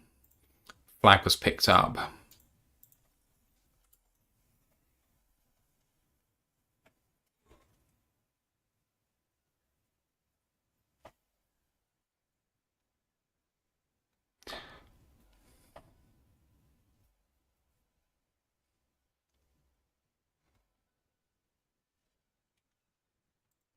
Right, Lions are going to have a chance here with all 3 timeouts, hopefully.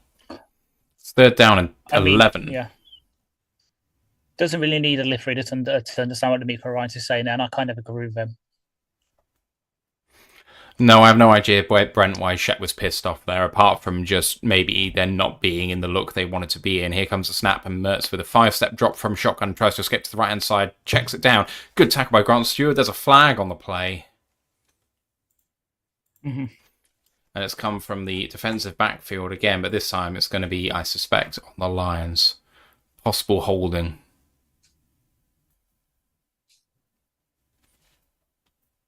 Holding on number 38 of the Lions, and that'll be a first down, and that'll probably end the Lions' chances of having an offensive drive here.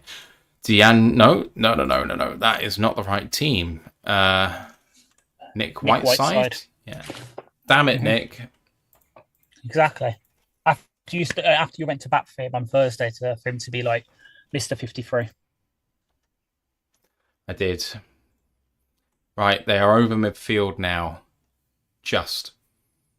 1st and 10. Mertz in shotgun takes a snap. 2-step drop, quick throw for a 6-yard gain of Smith. Houston timeout. Their final one.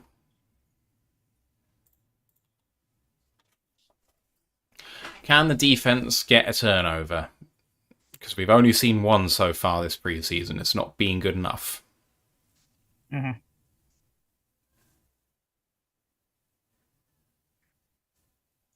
Oh yeah, they're playing in a bit. What time?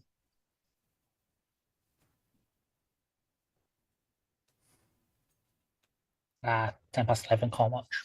Damn. Jason Benetti thanking the Lions for having him over to do the commentary because obviously he's the Tigers guy. He thanked the Tigers for letting him do it. Pressure on Mertz, but he gets a one-on-one throw. That's going to be a massive DPI there. Maddox just did not have his head around. Not sure whether it was a catchable ball, but they are going to call it. Oh, they've called it on offense. Houston. They're called on call now. What? No. Because of the hand on the arm. So the ref is seen that as they're now trying to stop Maddox making a play on the ball. Great call. Yeah. So yeah, that push, the push off there. Completely forgot what I was going to say now. Great call.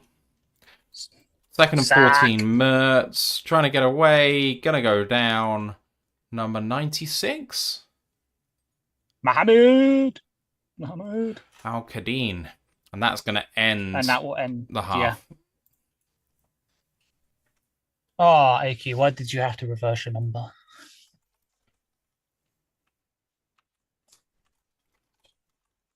Yep, half.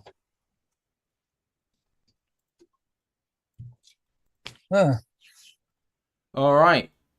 We are at halftime. Let's have a look at the stats. Texans lead 16. Sorry? I was just saying Sean Dion Hamilton having some words with Grant Stewart doing some coaching.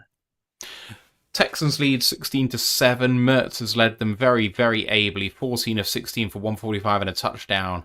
Marks leads them on the ground, 6 for 19 and a touchdown. And I've put Quintez Cephas on there, 1 of 1 for 6 and a touchdown, just for virtue of the fact he has a touchdown. They actually led him receiving by Cornell Powell, 3 of 3 for 32. The Lions, led by Kyle Allen, he was 5 of 5 for 36.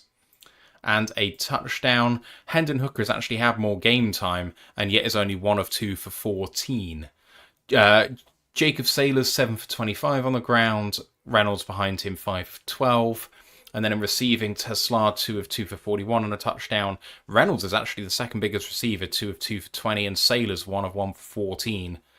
Only Tom Kennedy is the other guy to have a reception here. Lions with only 73 passing yards, and the majority of that was in the first quarter. So, Ash, looking at what's happened in that second quarter, what do you think? I'm just going to go and take a refresh.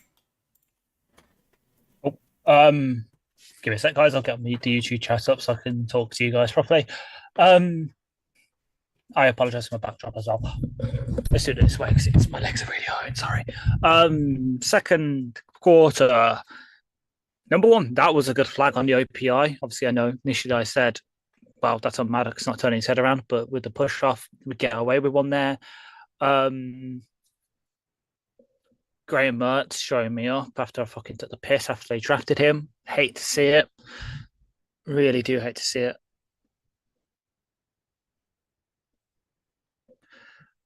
But hey ho, here's what it is. AQ got the I mean, I'm guessing, considering that Brent, to answer your question about Shep, I'm guessing because the linebackers just keep coming too far forward, they're getting drawn in by the play action. And then that's where Mertz got a lot of his catches, something like the Jaden Higgins one, the one to call now Powell. There's quite a few where Mertz just laying it in between where the safety and the linebackers are.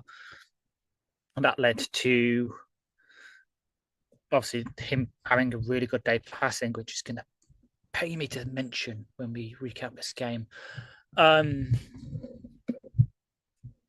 I know the coverage said that we haven't gained much penetration, but the times when we have, so their rushing touchdown, it hasn't gone our way either. But most of the players playing now aren't gonna, they're not gonna be on the 53.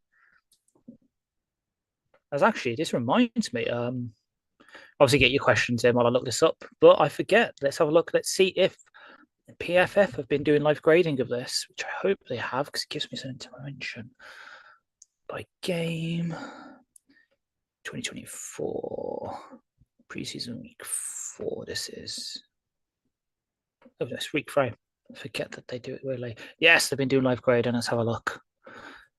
So your leaders on offense, no surprise at all, with Isaac Teslar leading the way with 13 snaps for a 90.4 offensive grade, 88.7 passing, 60.7 run blocking.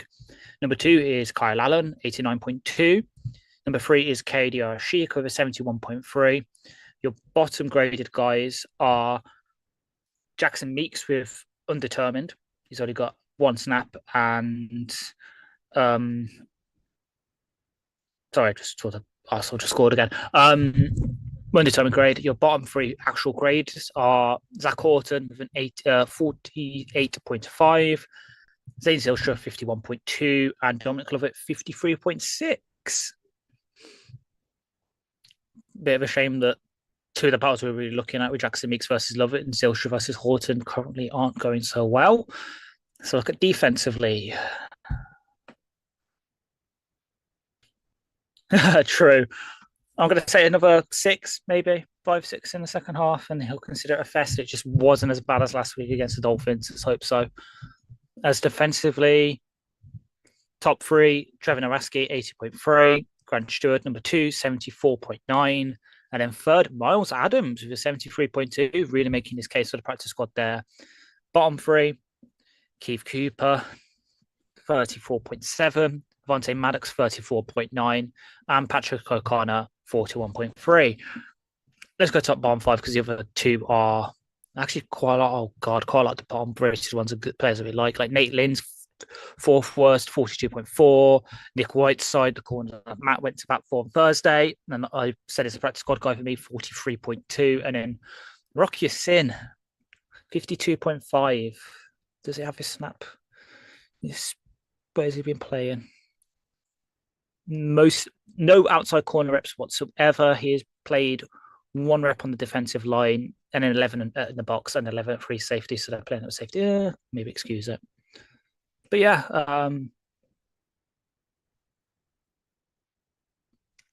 James, I think it's to do with, as I said, the linebackers on the play action because they did quite a lot of play action because again, McVay team, they do that. They're getting drawn in too much, which was either allowing the outside zone stuff to work or for Mertz to layer it in over the top of the linebackers.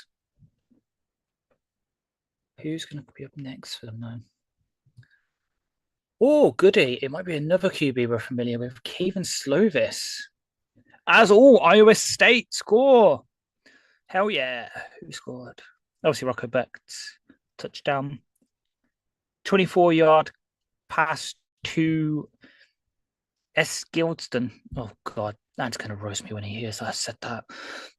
But yeah, Rocco Becht, someone that I definitely have an eye on this year as a potential QB2 option for us in day 3, potentially. Ohio. Hello. Rocco Becht's just thrown an absolute dart to give Ohio State the lead. Excellent. Mm-hmm. Not so excellent is the fact I was just going through because PFF are doing the live grading again. Oh, thank God it's updated. So Meeks is no longer bottom.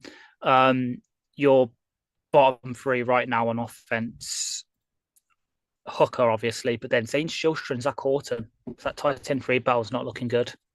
Yeah, Horton has played really poorly. I haven't noticed Silstra, which is not good.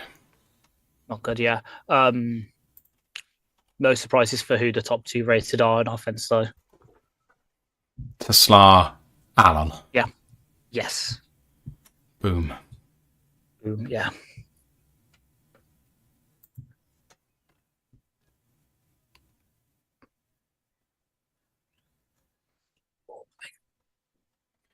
I do not recommend podcasting while sitting on the floor.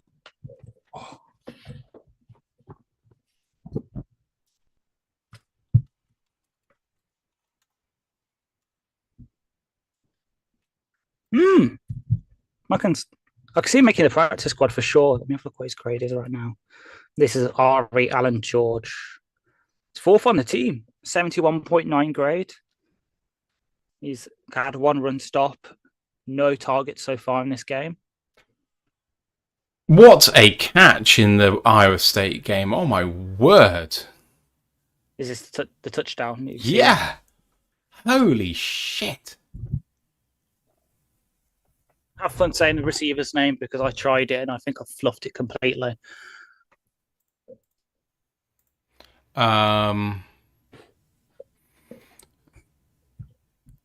Brett S. Kilson. Yeah, you've probably done a lot better than me. I said it and I was like instantly like, I'm getting roasted for that. That was really good. That's awesome. Mm-hmm. He's definitely someone. Rocco Becht is definitely someone that I'm keeping an eye on this season as a potential QB2 for next season.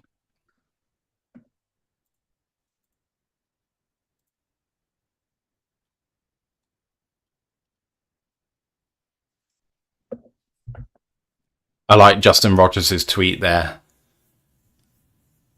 Justin Rogers has tweeted about 10 minutes ago, at this rate, I'm going to slide in Zadarius Smith onto my final roster projection. Even if I'm wrong, I'm not wrong. The defensive line has really struggled today.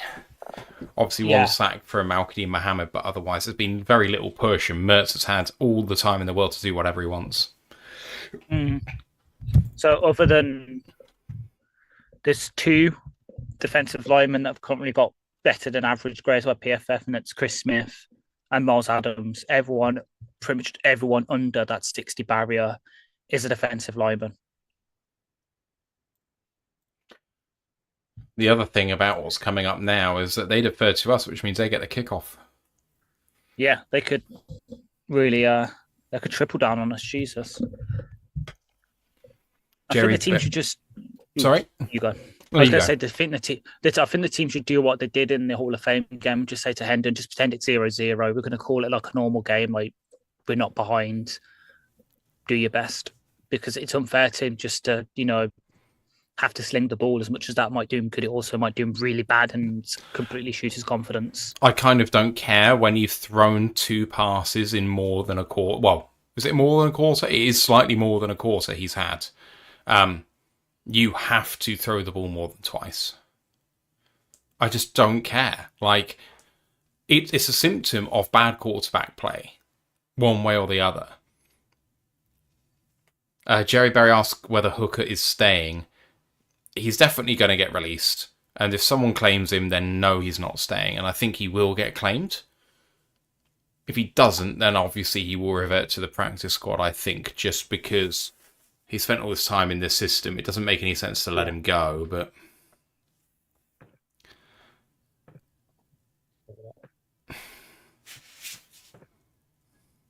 I think it's going to be a lot of... So I have my microphone up. I think there's going to be a lot of QB movement after cut downs, just across the league.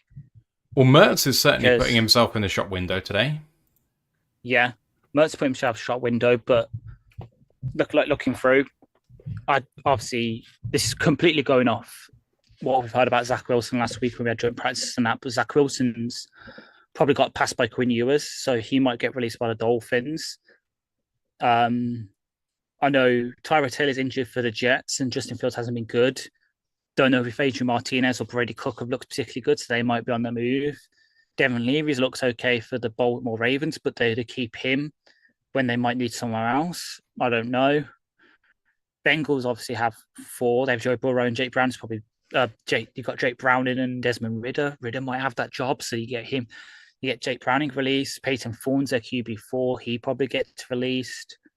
The Browns have, they can't carry 6 QBs into the season, so they'll have to get rid of some, and so on and so forth. Like, it might get to the point where, well, Howard might get released by the Steelers. I thought he might potentially be a starter until Aaron Rodgers came along. I wouldn't be surprised if they carry him as QB3, to be honest, given that they drafted him quite high. Yeah. They got him at round 5, round 6-ish. I don't think they're going to give up on they're not going to give up on a quarterback they drafted. I don't think yet. He's good. Like, I did really like him in this draft process in general. Yeah, I did too. But yeah, Hooker has to throw the ball, and he has to do it now if he wants any chance of even being on the practice squad, frankly. Yeah.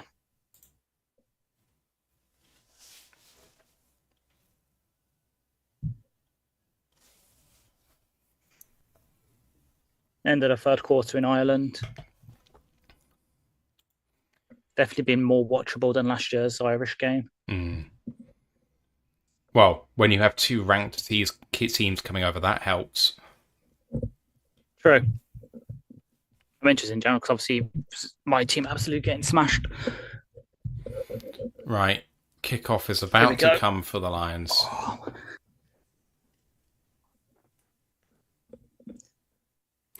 And right, the referees are simulating having a referee injury now for the second half. The lead referee has been substituted, I believe. And the kickoff is away. Little chip kick. And received at the 3-yard line and returned. Running up the middle. And much better kick coverage this time out to the 29.5-yard line.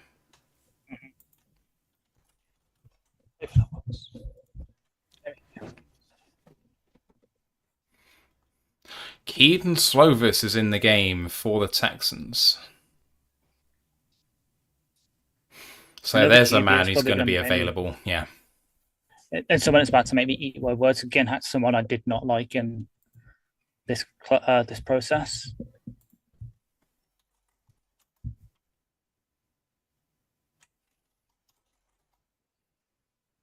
Much better than the linebacker. Play action, looking, throw deep down the left-hand side out of bounds. Did have a step, but just a poor throw. Second down and 10. James McClaw with a really pertinent question in YouTube says, what positions do Mills have on the waiver wire so they can claim Zach Wilson after his release? Can confirm Mills have the 33rd waiver wire priority. God knows whether he even gets claimed at this point. I think he's going to be a practice squatter somewhere.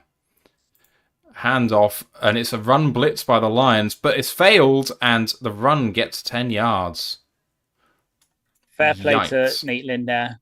Matt nearly getting a tackle on Jordan there from the other side of the line.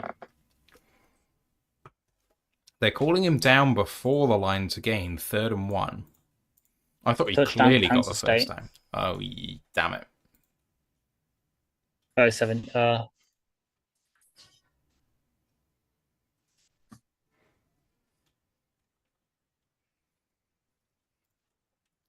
Oh, we're getting the electronic system.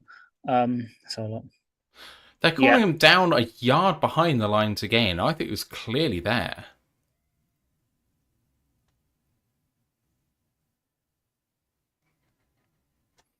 Thank you. They've just had replay assist to give them the first down.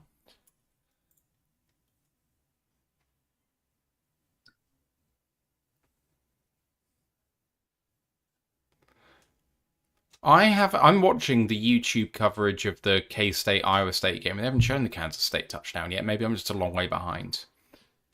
Right, here comes the Texans, handed off in shotgun. They are getting 8-9 yards every run up the gut right now. Not good at all. 2nd down and 1 coming.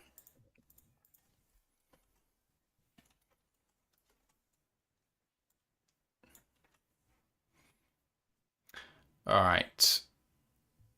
Having a look at K-State as well. Fake throw towards the end zone. Wide open catch, touchdown K-State. There it is. 37 yards. Right, 2nd down and 1 for the Texans. All the receivers to the right. And hand off and run up the middle. Did he get there? I'm not sure he did. He did. Just got... Needed one, got one. 1st down, Houston.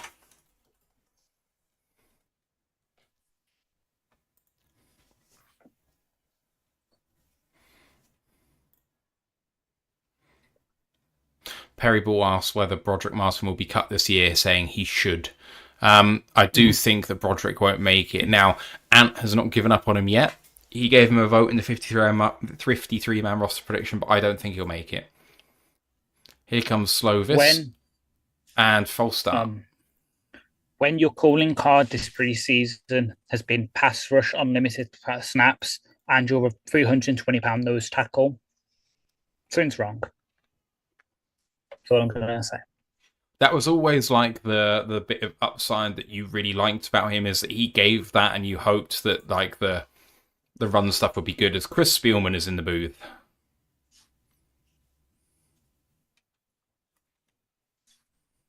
Yeah, it's just... I think the death toll for Martin was assigning Roy Lopez. Yeah, agreed. And then the drafting of Tyreek just was the final nail because, as we discussed on Thursday, if you've got DJ Reader, Roy Lopez, and Tyreek Williams all on the 53 who can play nose, and then Chris Smith probably on the practice squad who isn't a bad replacement at nose if you really need him to play a game. The fact that Broderick then be nose tackle 5, what's the point? Chris Smith is one of those guys whose ceiling is lower than average starter, but his floor is like a lower than average starter. So you know exactly what you get with him. 11-yard gain on that previous throw. Exactly. 1st and 15 makes it 2nd and 4 out of shotgun, hands it off, run up the middle, tackle from behind by number 36. Tyson Russell. 35, sorry. And I believe there's an injury on the field. Yeah. And I'm sorry to break the bad news to you. It is your brother from another mother who is down holding his ankle. Ezekiel Turner, yeah, they're holding his ankle. He was not making it anyway, but he would have probably been on the practice squad. For special teams, exactly. I mean, he didn't play a lot of... Well, he may have played a lot of special teams when he did make the roster last season, but he was on the field a lot on defense. Mm-hmm. So let me have... since I've got PFF, I'll put unlock for you. Give me a sec. Brent says Chris Spielman looks like he's still in football shape. He really does look good. I agree. Yeah. Ezekiel Turner, at least this preseason, has played 17 snaps of special teams over the first 3 games, which is roughly about right for him in terms of preseason. And then regular and postseason last year he played when he was active for us. He played 190 special team snaps with him logging at least 12, and the least he played was that 12, which was against Minnesota in week 18.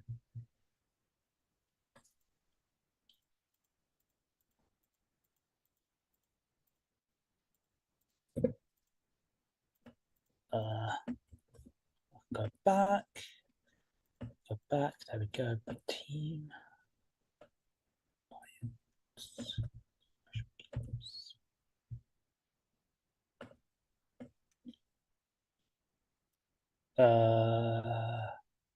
Yeah, so Ezekiel Turner ranked 17th for us so far this preseason with special team snaps with those 17. He is tied with Dominic Lovett, Keith Cooper Jr., and Jacob Bates.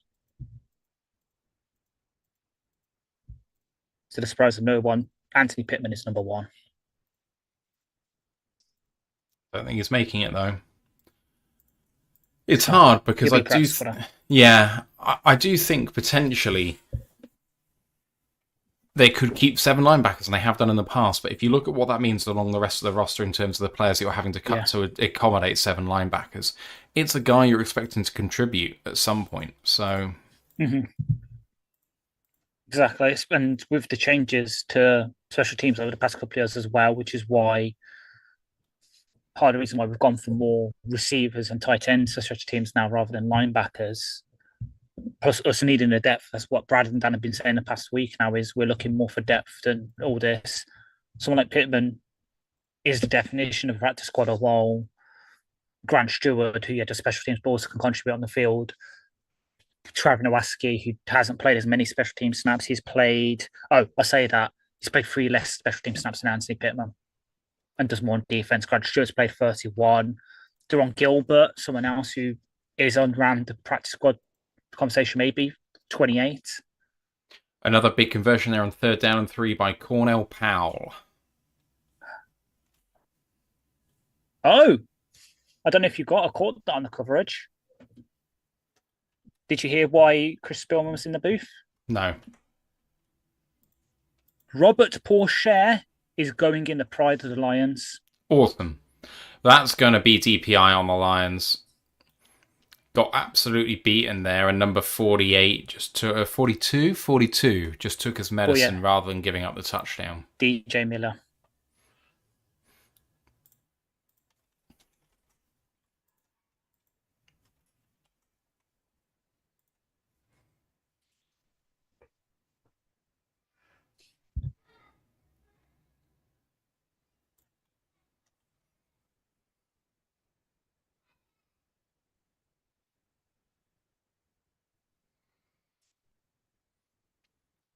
Yeah, Robert Pourchaire. I've got a jersey of his very proudly.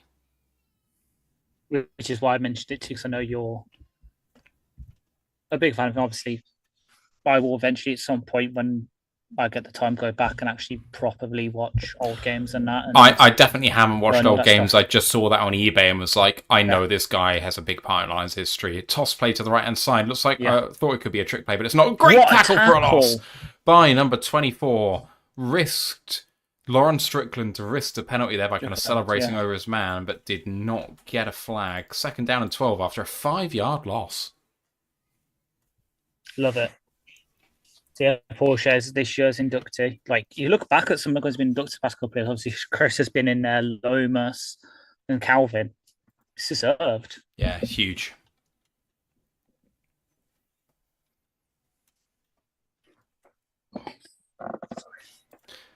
Right, check at the line.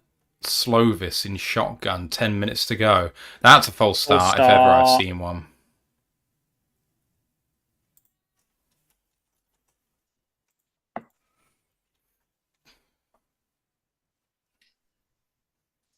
Five-yard penalty makes it 2nd down and goal from the 17 now. 9:59 to go. 3 timeouts each. Lions down 9.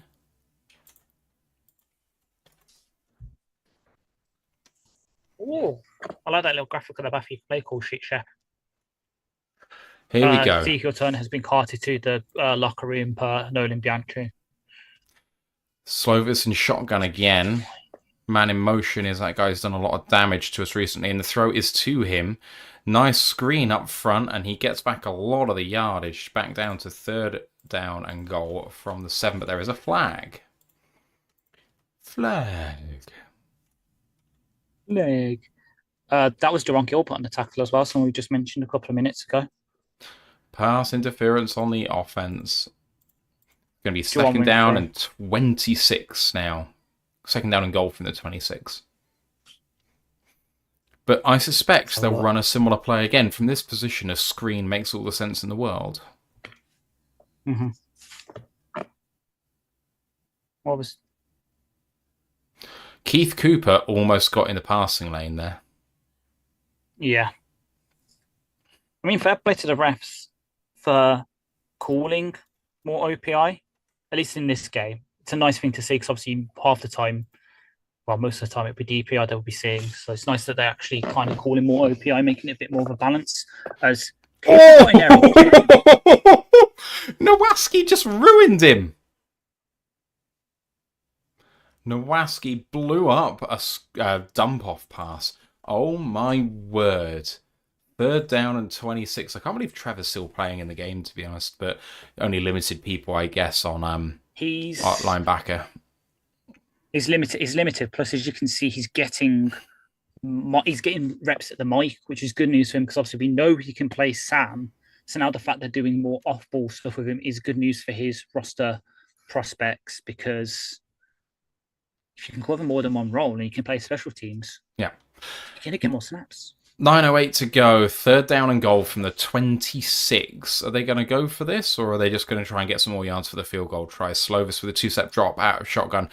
Checks it down somewhat. Good tackle. Huge tackle by Lawrence Strickland again. Stamping it with authority. Strickland hears everyone putting him out on the practice squad in favour of Kennelly, and he's not taking it well. As Iowa State kick a field goal with about 10 minutes left in the 4th quarter to make it 17-14 in Ireland. Hell yeah. Great reaction by Strickland, and that was a spear and a half. 4th down and goal from the 18. Fairbairn lined up almost from the left hash. Snap is terrible. Hold was good. It's wide right. Terrible snap. Number 32 ranked long snapper in the league last season. So they got 31 holder and the 32 long snapper. Nice. All right, the Lions take over on downs. Down 9.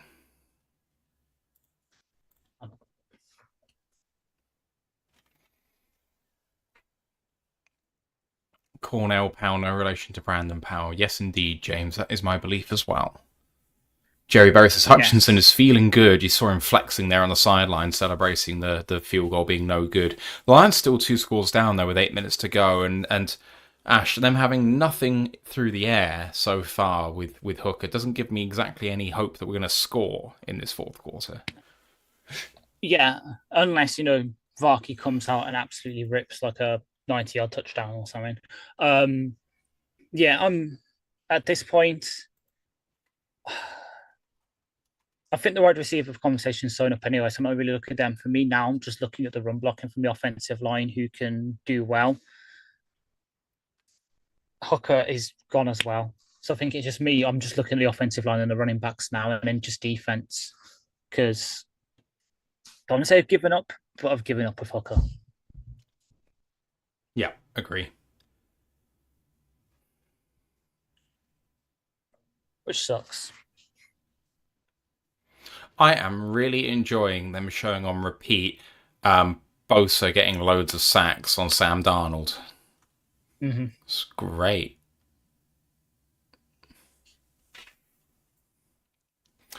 I'm also enjoying the fact that we haven't had any bots.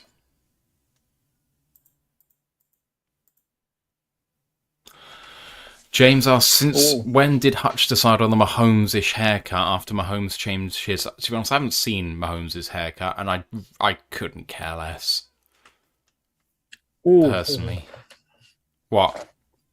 So Jeremy's tweeted a picture of Hutchinson like flex on the side and saying caption contest go.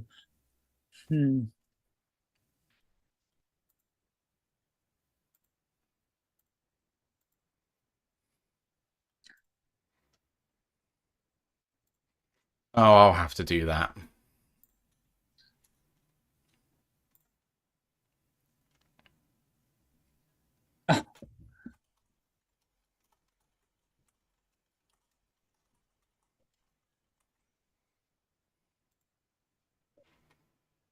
I have sent him my reply already.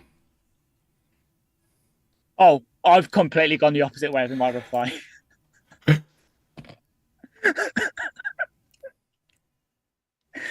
Oh my god!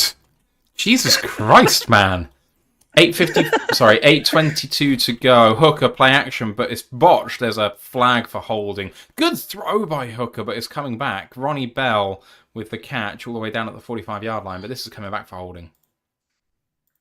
Yeah, like that's the one thing you can maybe say in Hooker's defense this preseason is quite a lot of his good plays have just not got his way, either because of flags like that or receiver drops. Who held? Hooker almost tripped up by the running back on the fake.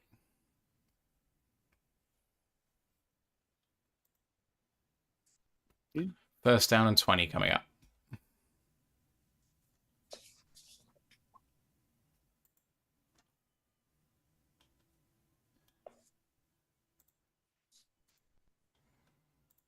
First down and 20 now for Hooker, who has it tough here. Hands it off to Sailors, runs into his own man, and then only gets one. Tackle by Jackson Woodards, the guy I mentioned I wanted to see in the fourth quarter, and I was completely right.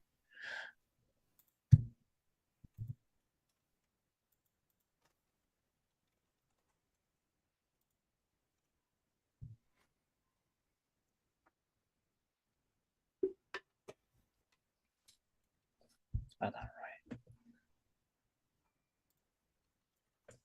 Second down and 19 coming for Hooker in shotgun. He's got to throw this, but it's another run play called for him.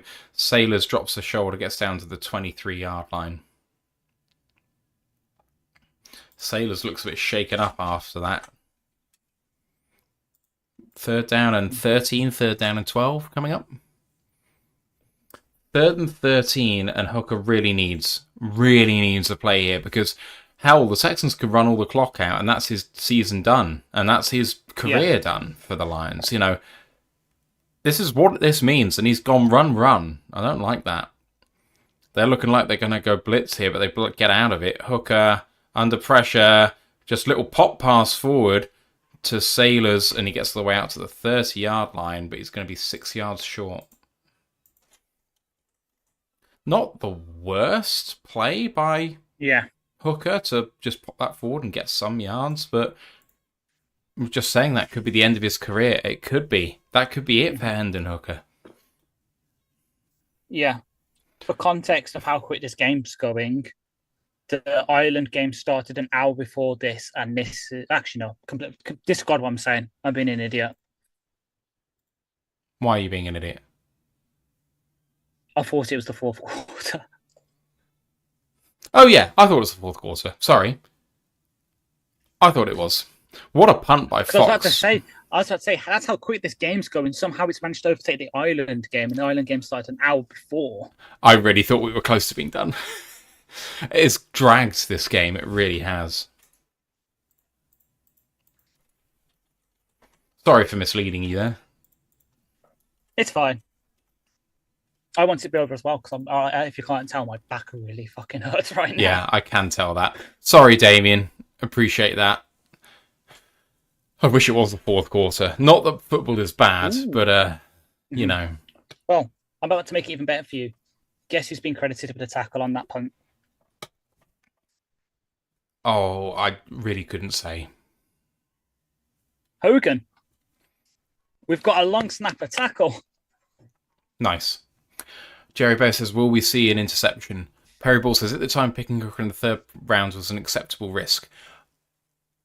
So yes. I happen to agree with Mr. RAS himself.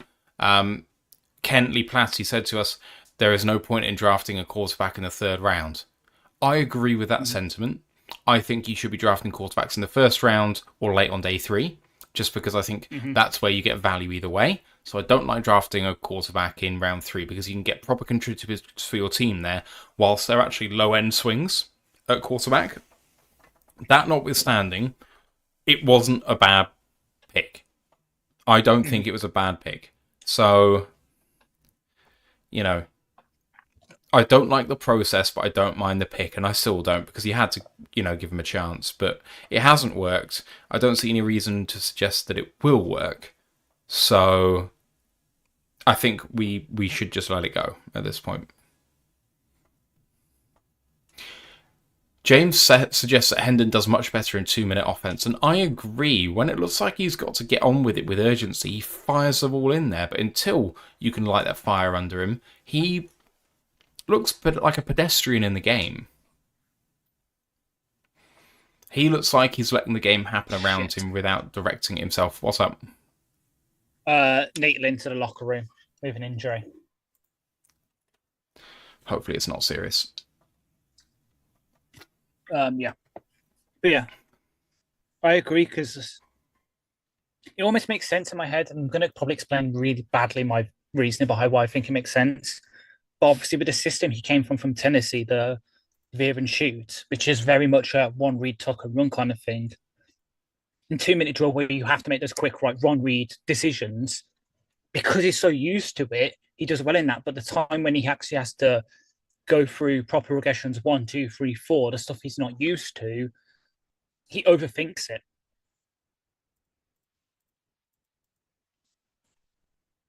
Eight-yard gain from Slovis's pass to Lackey, rookie tight end from Iowa.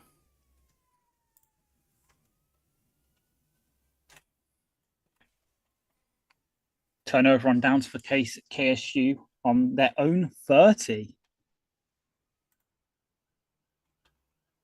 So Iowa State get the ball with about 8 minutes left so they can run out the clock and potentially win that game. They're only 3 up. They still need to score a touchdown. Yeah. 5 minutes. Oh, the Lions almost forced on the quick throw out wide. A misstep or a poor play, but not quite. 3rd down and 2 coming up. Good read there by Strickland. Slipped, but managed to just get enough on him. There's a quarter left, so obviously this can change, but right now I still have Kennelly making the team over Strickland because Kennelly's been playing more special teams. Yeah. But I can't say, Kennelly's been playing more special teams. Cephas absolutely burns number 25 there off the line. Yikes. Lubaku, I believe. That was really, really rough. I watched that happen in real time, and Slovis just slings it in the right spot. A little slant, just ugh. Mm-hmm. I believe that is Lee Clark here, but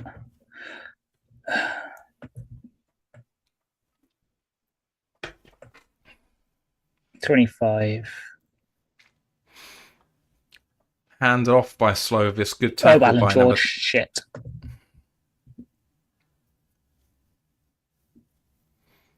She was frozen. 7-yard gain there. Why? I've just gone. I went to and check the number. I've come back, and why am I seeing an Adrian Peterson touchdown against the Packers on my screen? TJ Lang. Oh, of course. Here come the Texans again. 2nd down and 3. Handed off. Run up the middle. Good tackle by number 50, which I think is Mitchell Agude. 3rd down and 2. No, it's not TJ Lang. Sorry.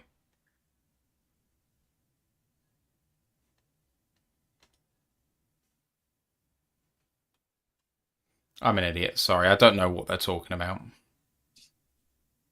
So do I, because I just don't have to. It's something to do with the commentary, but I'm not really following it. 2:46 to go in the 3rd quarter. Why is the clock being stopped?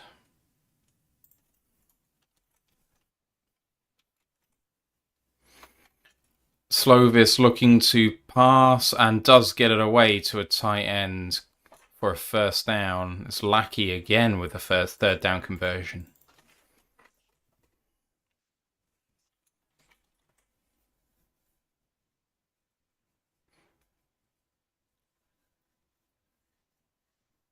Number 70, whoever 70 is for the Packers who was ringed, is the guy on commentary.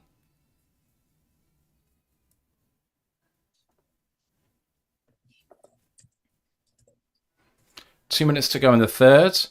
Play action, and Slovis gets hit late. That's going to be roughing, surely. Nice tackle by 42. Second down and 2.5 coming up. No flag. That is TJ Lang. Is it? Yeah, TJ Lang played from 2009 to 2016 and always wore 70 by the looks of a quick Google. Why did I think TJ Lang was an offensive lineman? Oh, he came in on a goal line set. Yeah. As a defender. Right. Mm-hmm. Right, handed off, run up the gut on second down and 2. He is short by half a yard.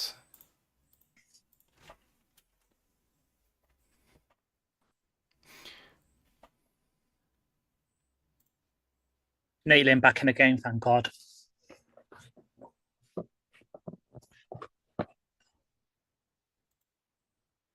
I like John Jordan. Right, third down and a half yards here. Slovis in I formation. With a fullback. Slovis hands it off to the halfback and he gets it.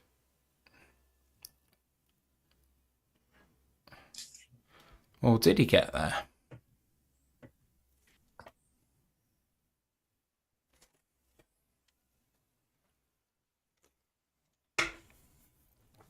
They're saying he did.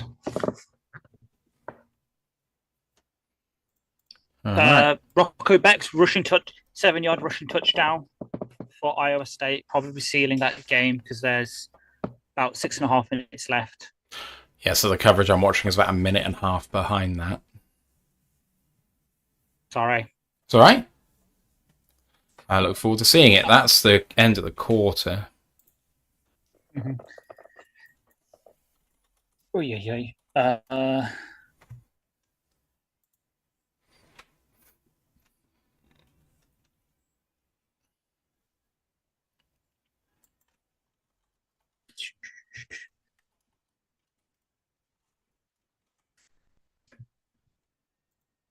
Just checking if there's anything to write home about in terms of the rushing. Oh, new rushing leader for the Texans. What fun. Yep. I tell you what, Lions' rush defense has not been too bad, despite the fact that it felt like they were carving us up a little bit earlier. The average yardage is not great. 4.2, and they've had a run of 18, a run of 11, a run of 10. So 4.2 really is about 3.5 for the majority of the reps. And to be fair, some of those as well were QB scrambles on like busted pass plays. So they're not designed yards, which is, I know, kind of fallacy, but it's one thing I do like looking at PFF because sometimes QBs can scramble and get 10 yards and a busted third down and convert. So you're like, it's not designed scramble. Looking at the stats at the end of the third quarter, the only things that have really changed: Sailors is up to 9 carries for 32 yards, Cephas up to 3 of 4 for 35 yards and a touchdown, and Jordan is now the rushing leader for the Texans, 8 carries for 28 yards as we go into the final quarter. No score in that third quarter. Which is good news in a way.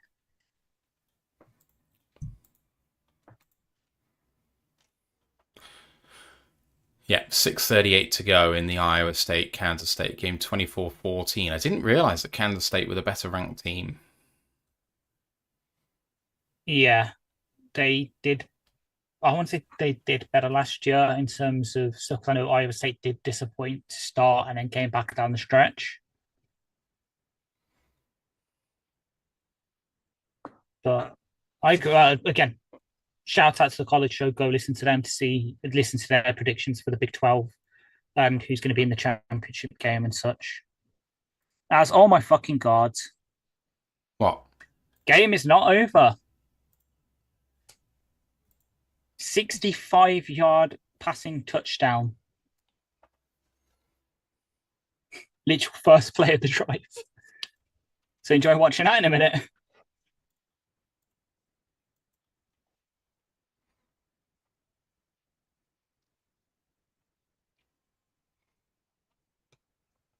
Right, here comes Houston. Slovis with a double clutch and fumble, and the Lions have it. Interception. Oh, is it That counts as interception? an interception. I don't know. I thought it hit the ground. Number I think he 35. got his hands underneath it. Tyson Russell. Fair. Probably the bottom of my cornerback rankings on my preseason depth chart I have right now. So Cephas is bobbling it. And yeah, Russell just snatches out the air as he's bobbling it. Fair play. Hey! You've just seen the massive touchdown or the interception? No, the interception. I'm just about to see the touchdown, I think. Yeah.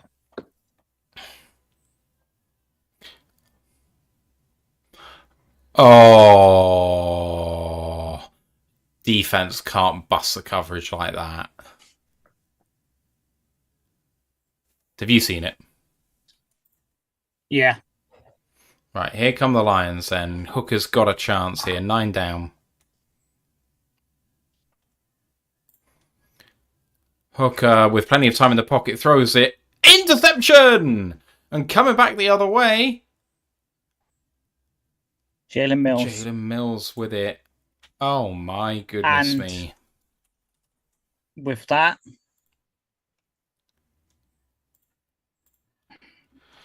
yank him. Yeah, that's it. Any sliver of a chance that we keep QBs completely gone. Under slight pressure, did throw it in the direction of Dominic Lovett, but just aired it, gave it too much. Poor. Yeah.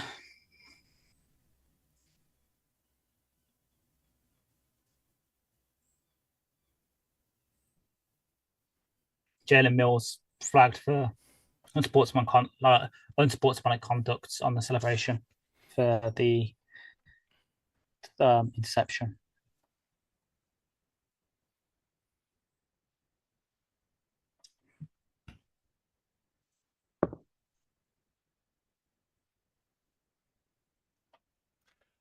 They were laughing at the referee on the coverage for saying that the 15-yard penalty was on Texas rather than Texans.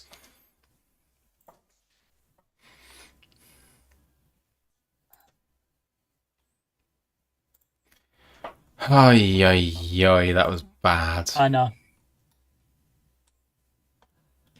Yeah. Because at least with Slovis, he can argue with his inception, it wasn't on him. Cephas was bobbling it. Hendon has no such excuse for that. At this point, you'd bring Slovis in if he gets cut just to see what he has, versus Hendon where you know what he has. Yeah. And in Slovis, you'd have a skill set which is more similar to Goff's. Mm-hmm. Similar, he definitely can rush as well, from what I can remember of him at Pitt. Because I think it was a game where he got a good couple of yards. He's got mobility like Goff has mobility. You don't actually want him running the ball, but you can do it when you want him to. You never have him as a design runner. Yeah. Let's have a look. QBs. I'm just doing it because obviously we're in a break. QBs that if they get cut, I want to have a look at going in order what our lads has. Shane Buechele, who used to play for SMU. I'd bring in Devon Leary, as much as it pains me to say it, who's currently on the Baltimore Ravens. Maybe Skylar Thompson, who's currently on the Steelers. Slovis, obviously. Arguably, Mertz. Ronnie Lellard. Jason Bean, who used to be the Kansas quarterback. Simeon, maybe? Is Zach Wilson better than Hendon Hooker? I think that's a hard question to answer. Yeah. Oh, it's not a hard question to answer. It's an awkward question to answer. Yes, exactly, yeah. No, like I said, I know he would very much fill a marketing role in that comes. Sam Hartman's been good for the Commanders in preseason. If they cut him, I'd definitely have a look at him. Right, the Texans start at the 28-yard line after a 15-yard penalty. Slovis under centre, play action. Lots of time. 3-man beating cover 2, gets his 2 feet down, out at the 13. Really good play and good throw by Slovis. 4 minutes to go that I have it in the Iowa State-Kansas State game. 3rd down and 1. 3 minutes for me. 3 minutes for me. See if this is now shook up.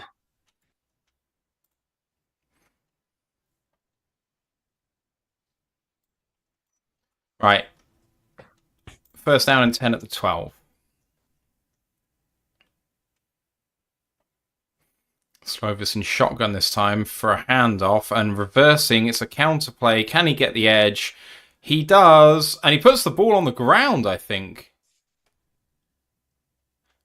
Down at the 1. I have that down just at the 1.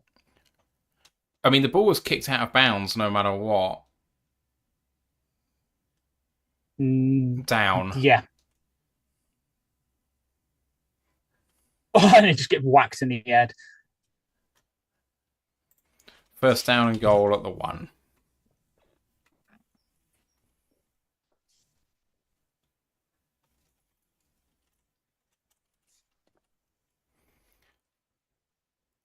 I formation here for Houston. Handed off to the tailback and tackle for a loss of 1. Maybe 2. Keith Cooper Jr. I thought it was Pittman. Well, they called it as Cooper on the coverage. No, Cooper filled the gap. Actually, it did look like it was Cooper on the replay. I want it to be Cooper. 2nd down and goal from the 3. Looked like false start to me. Slovis, great little toss to Daniel Jackson, who has taken time out from Stargate to score a touchdown. Adam.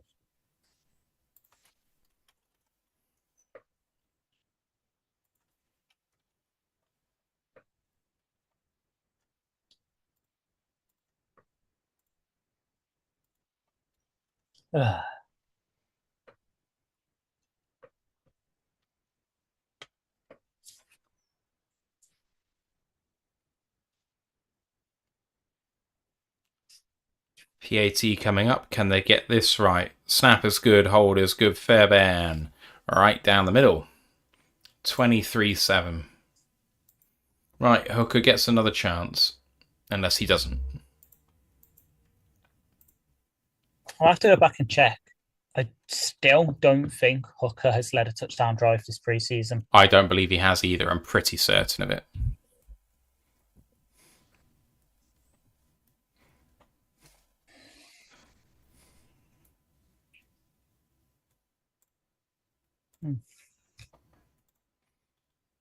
Third down and 10, 2.5 minutes to go in the Iowa State game.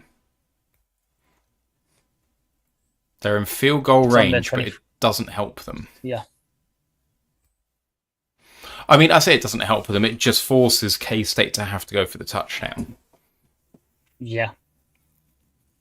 1 timeout for Kansas State left, which means that 1 first down means that Kansas State has to burn their final timeout, and then a further first down ends the game.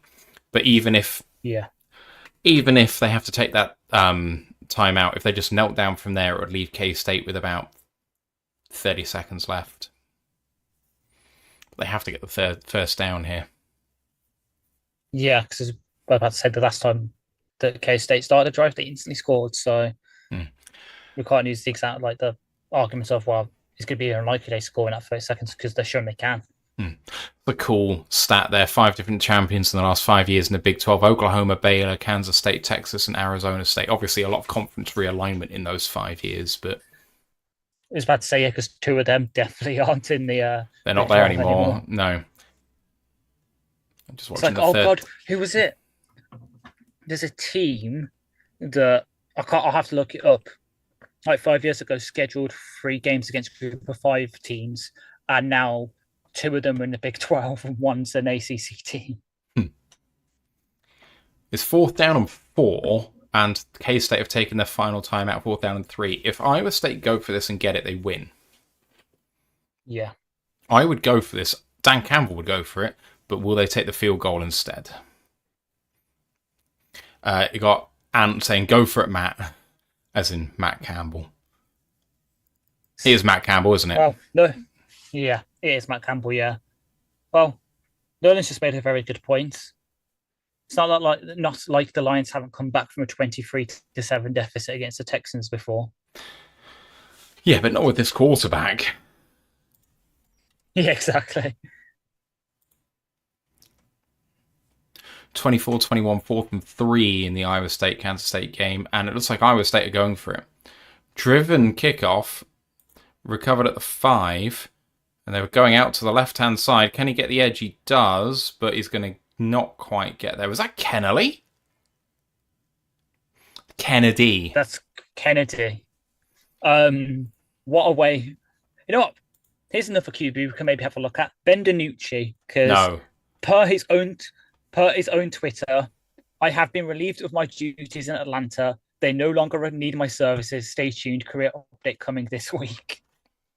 What a way to announce you've been cut.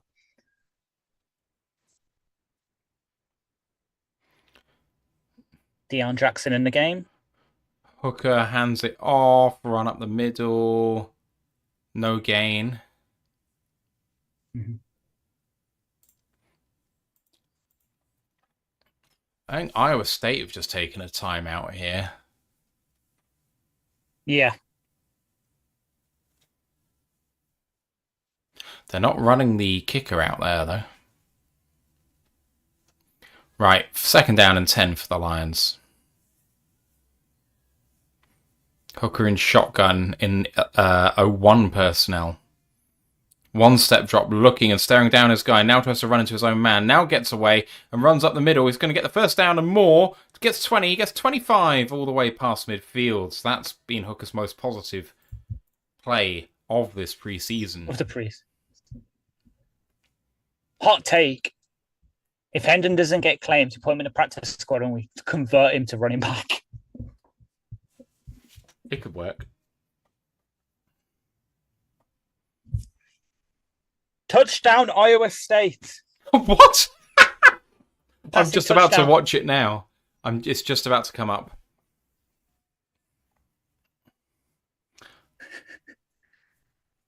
Just about to watch it here. Here comes Rocco Becht as Hooker takes the snap and pops it over for a 3-yard gain. Rocco Becht. Oh, just a little dump-off pass. They get the 1st down to end the game. He should just go down. If he goes down, they win the game. The fact he dives for the touchdown means that K-State have a chance. Poor game management. Yeah.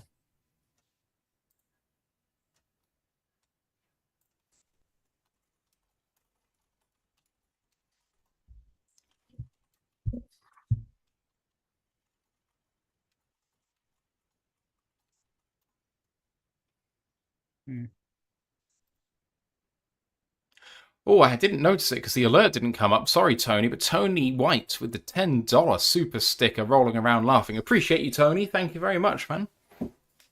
Cheers, boss. Much appreciated. Coming up for 3rd and 7 now for the Lions.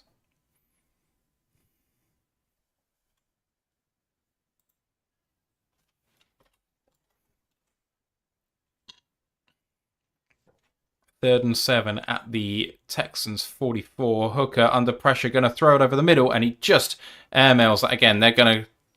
They're saying that's incomplete. That was skimmed the ground. Yeah, that skimmed the ground. I think he should just go for this. Try and give Hendon a chance. There's no point in being this side of the field and not going for it. Yeah.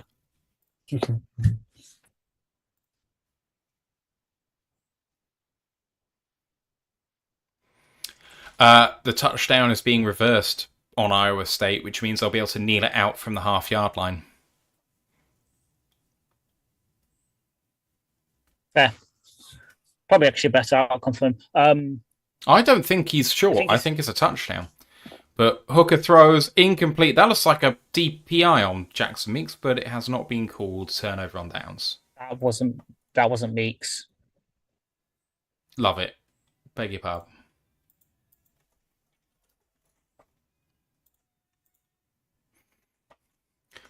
He is short. He's short by a quarter yard. Mm-hmm. That's the thing with Hooker. Hooker can't use the exact the thing of, oh, well, you didn't give me good receivers. He's literally got Jackson Meeks and Dominic Lovett both out there with him, who are the ones fighting right now to be wide receiver 6.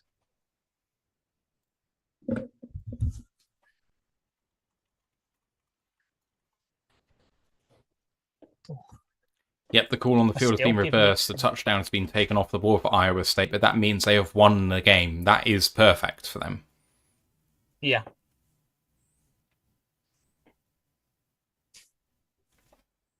Right now, they're the number 1 ranked team in the FBS above Georgia, Alabama, Ohio State, so on and so forth. Well, considering how they're ranked, Penn State, one of the ones I'd put up there as well. Mm-hmm. Again, this isn't a college show, but I think our panel of college experts are expecting a lot of Penn State this year. The AP top 25 at the moment in college: Texas, Penn State, Ohio State, Clemson, Georgia are the top 5. Notre Dame, Oregon, Alabama, LSU, Miami round out the top 10. 11 to 15 is Arizona State, Illinois, South Carolina, Michigan, and Florida. 16 through 20, SMU, KSU, Oklahoma, Texas A&M, and Indiana. And then 20 through 25, Mississippi, Iowa State, Texas Tech, Tennessee, and Boise State. I'm actually glad with the acronyms. I know all of those teams, which is something. Howdy. You were getting there. You're getting there. I did not. Did I get SC right? SC is South Carolina, not USC, right? Yes. So USC are unranked? Yes, because USC are shit. Interesting. They are, like, again, it might be a question to answer because I could definitely give you a more in-depth answer, but long story short, they are very overhyped.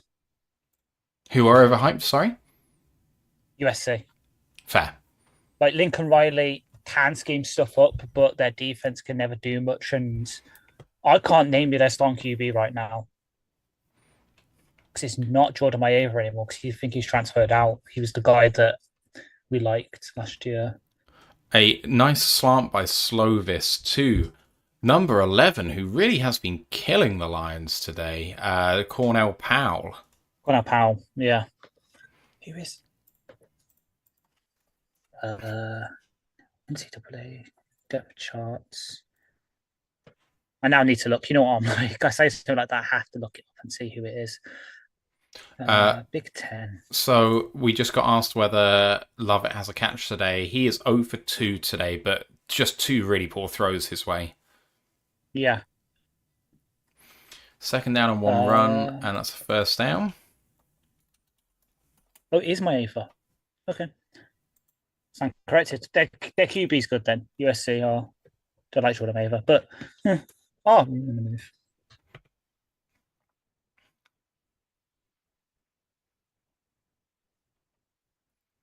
First down and 10, 9:35 to go.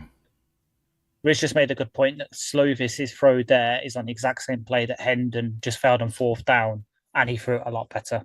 Slovis looks better. Mm-hmm. Handoff off right tackle, stretch play, nice pursuit and tackle by number 43. Yeah.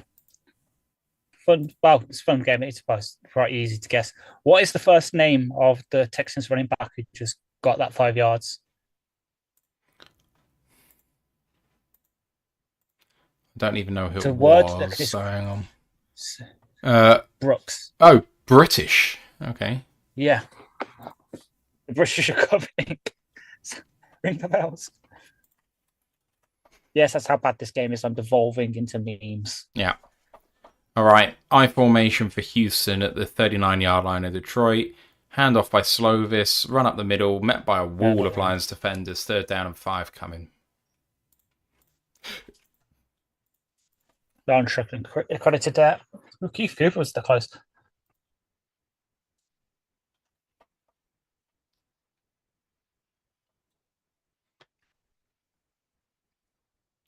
And Iowa State are kneeling this out. Hell yeah. 22, 21, 20, 19, blah, blah, blah. They've won the game. There we go. Here comes 3rd down and 5 for the Texans. Handed off, run up the middle, and that's a 1st down. Lions defense can't get off the field. Mm-hmm. They also want it to be over.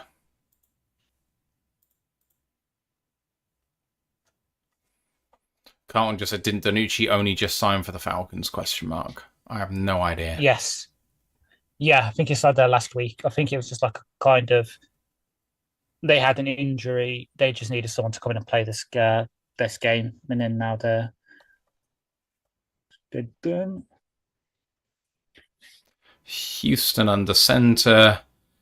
Play action on the delay handoff and incomplete. Good pressure there by Nate Lynn coming off the edge.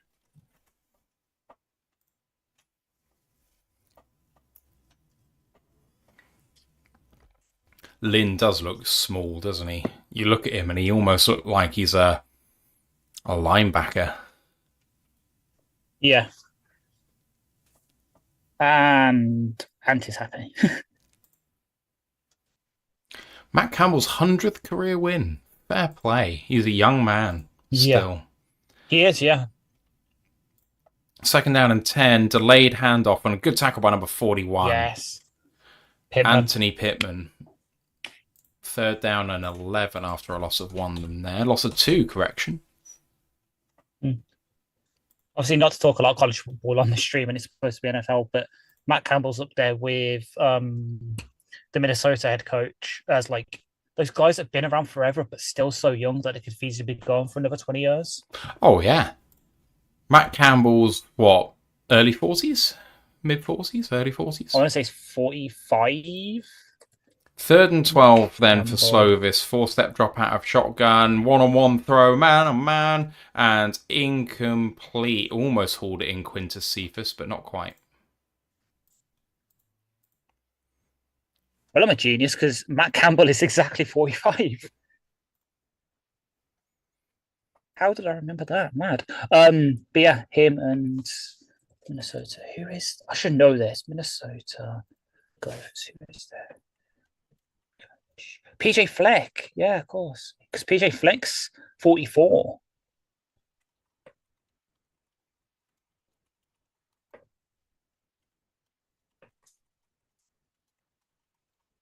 Good field goal. Oh, wow. The field goal was so low, but driven by Kami for the 3.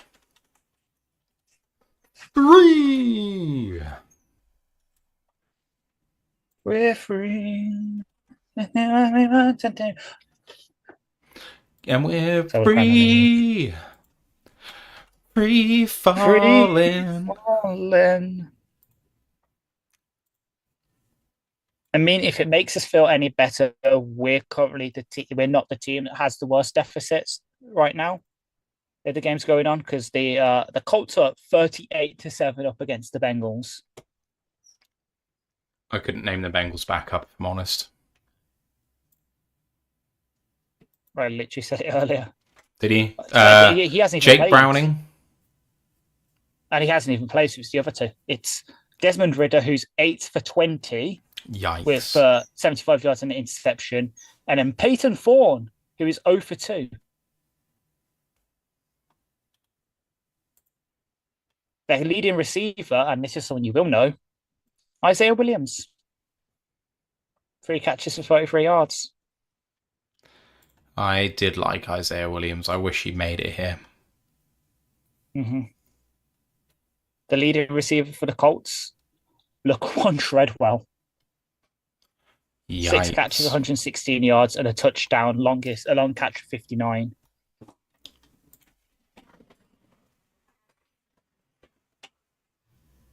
I mean, yeah, Jason Bean, who's someone I mentioned earlier, he's 11 of 17 for 108 yards, one touchdown, one interception, which I think the interceptions literally just happened.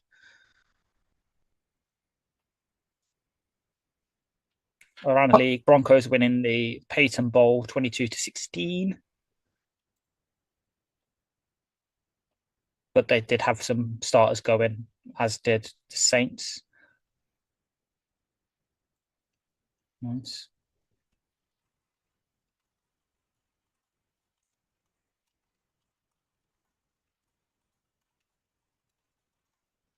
And Shador finally going to the field for the Browns was 2 of 4 for 7 yards. Great. 26-7. Hope everyone's had a good weekend so far. It's a bank holiday Monday coming up here in England, so I've got another 2 days after today. It feels like I'm going to work tomorrow. It feels like a Sunday. I have 2 more days off, which is great. If you haven't donated yet and you are willing to donate to charity, we are raising money for Habitat for Humanity of Michigan and Maggie's Cancer Charity, which has looked after our dear co-host Stephen Collins. You can see above the ticker, which has $1,105.21 raised. We're looking to try and make that $1,200. It will close tomorrow. The link is the tip jar down below on YouTube. It's a Streamlabs link. If you can give anything, they're going to be split 50-50 between those 2 charities. Habitat do some really great work with housing people in the state of Michigan, including a variety of veteran services, including house repairs and so on and so forth. And Maggie's provide the ancillary services for cancer battlers who, they don't get that on the NHS here in the UK. So that's stuff like counsellors, psychotherapists, extra nursing work, support groups, that sort of thing. So 2 well worth charities supporting as the lines come out here. And Hendon Hooker with a quicker throw to Ronnie Bell. And when he throws with urgency, he looks so much better. It's not even funny. Yeah. Oh, your boy's out there, Keeney James. To the 47-yard line of the Texans. 6 minutes to go, 19 down. It's 3 scores. Hendon checks it down. More decisive there, and that's a good throw to the backup running back. Deion Jackson. First down again for Detroit.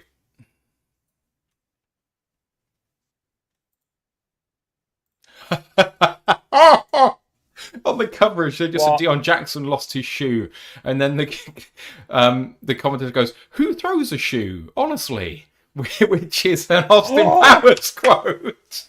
So good. Oh, I went completely different to that. Oh. I was thinking about the Florida safety who threw someone's shoe. Oh, Hendon gets sacked. There's a flag on the play. I wonder if this is offside, but who throws a shoe? It's the rip-off of Odd Job, isn't it? Which is Random Task, who throws a shoe and then hits Austin Powers in the forehead. Oh, yeah. The Florida shoe throw refers to an infamous incident on December the 12th, 2020, when Florida Gators cornerback Marco Wilson threw an LSU player's shoe downfield in celebration after a tackle. Penalties declined after illegal formation on the lines. Yes, same quote, is it? There we go. Same quote. Saying that quote had us going completely different directions. So it's going to be second down and whatever this is. A long way to go. 18. Hendon caught a really bad snap low and gains himself about 5 actually. Sorry, 3rd down and 13. I think the coverage is saying it's 7 yards. Okay, I was right the first time. Yeah. Oh, Lovett's back up. Is it a bad sign that Lovett is out there and Meeks is not? Yes. For Lovett. Yes. 3rd and 12, so we were both wrong. Snap away, Hooker looking to throw, checks it down, and a good tackle there on Jacob Sailors by Joseph Osai. And the Lions are going for this again. 4th down and 5. 4 minutes to go.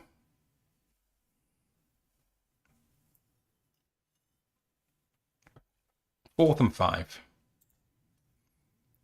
Got to get to the 19 here. Going to snap it at the 24. Hooker in shotgun, 3 to the right, 1 to the left. Can he extend the drive? Takes a snap, 3-step drop, looks over the middle, then tries to escape, runs straight into a defender to get sacked, and that's the end of the drive. I'm not even going to try and put.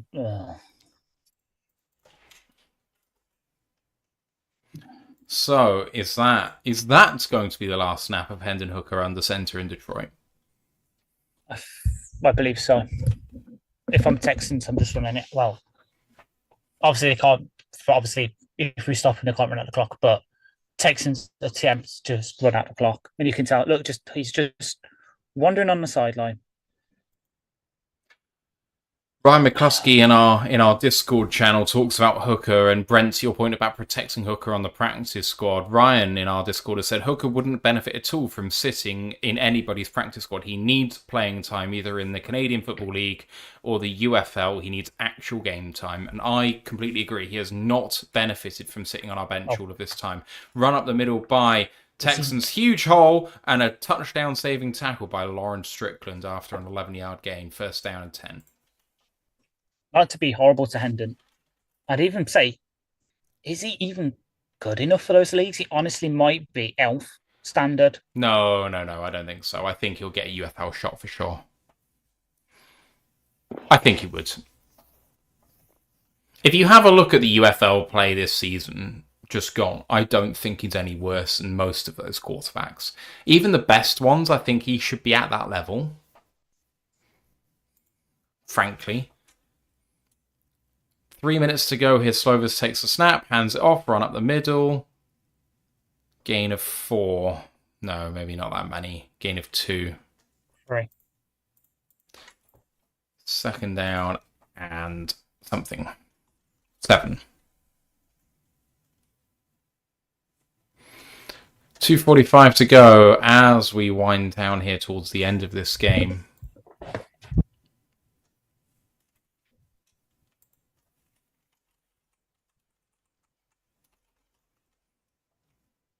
Broderick, just show me one snapping run defense. That's all I'm asking for. One good snapping run defense.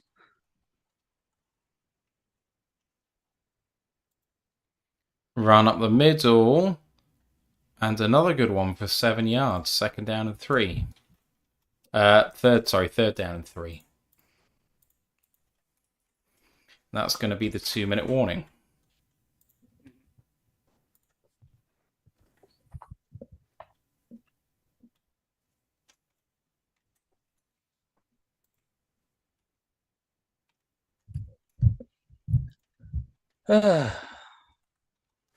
Well, I, for one, was very excited when we came around to preseason. Now we're done. I'm happy that we're done and that we're actually going to get into the regular season, which for the Lions is only 2 weeks and a day away as they get set to play the Packers at Lambeau Field in the late slot, not the night football, but the 9:25, 4:25 window. The afternoon slate for them, yeah. I am hoping that it means that we are, I've had a lot of emails and a lot of people saying that they're in London for opening day and where can I watch the Lions. So I've had to say to those people, if it's on Sky, you'll get your pick of pubs that are showing it. If it is not the game of the week on Sky, then you've got to find somewhere showing every single game. The only place I know where that is the Hippodrome in London, which is a fantastic experience, and everyone should do that once because they show every single game on, and little pockets of fans sit in front of their own TVs where that's being shown. You get fans from all 32 teams going. It's terrific. Yeah.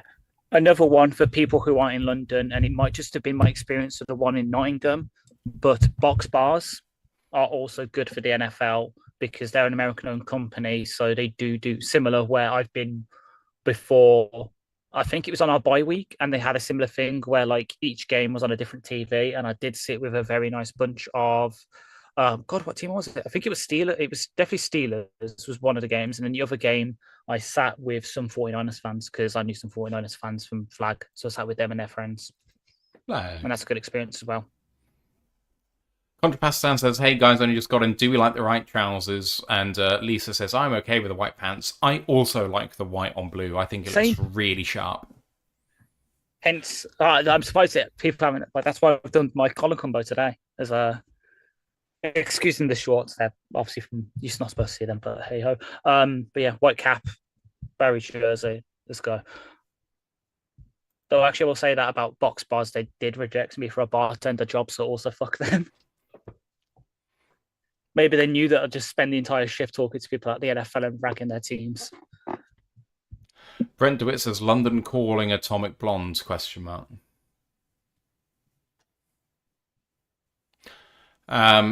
Lisa doesn't like the all black. I like the blueberries, but I prefer white on blue. Please, can we get to the end of this game? Yeah, my legs are really asking for that.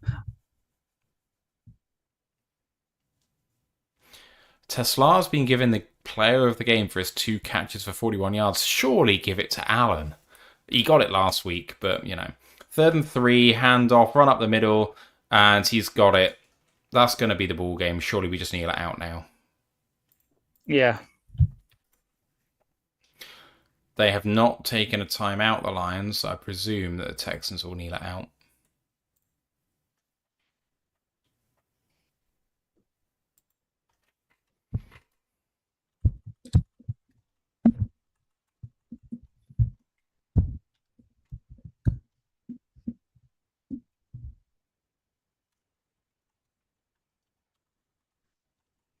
They are lining up to kneel, so this is going to be our final. And here are the final stats of today's game. Houston win 26-7. Graham Mertz led the way for the Texans with 14 of 16 for 145 and a touchdown. Keaton Slovis, 11 of 16 for 111, a touchdown and interception. I tell you what, 11 catches off him for 111 yards, a touchdown and a pick is perfection on the scoreboard. All the ones. I love it. The interception really wasn't on him as well. It was on Quintez Cephas. They were led by Jordan on the ground, 13 for 55. They had a running touchdown by Woody Marks, 6 of 9 for a touchdown for him. They were 150 yards on the ground, all in all. Receiving game, Cornell Powell led it, 6 for 63, but Quintez Cephas 4 for 51 on a touchdown, although, like I said, he was the cause of the interception. Daniel Jackson also had a receiving touchdown, 1 of 3 for 3 yards and a touchdown. For the Lions, Carl Allen 5 of 5 for 66 and a touchdown. Jacob Saylors 9 for 32 on the ground. Isaac Teslar 2 of 2 for 41 and a touchdown.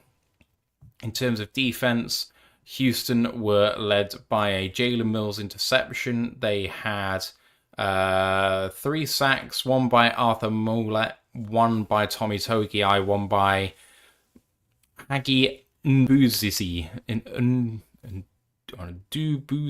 don't know. Bloody hell.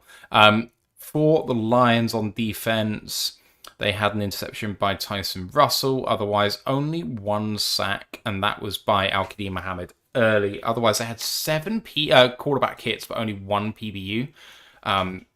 When it comes to Ash, you have a look at the players who played well, who didn't play well today. Has anyone put themselves in there for a roster spot who wasn't before, or was anyone kind of fallen out of consideration who was really fighting for one?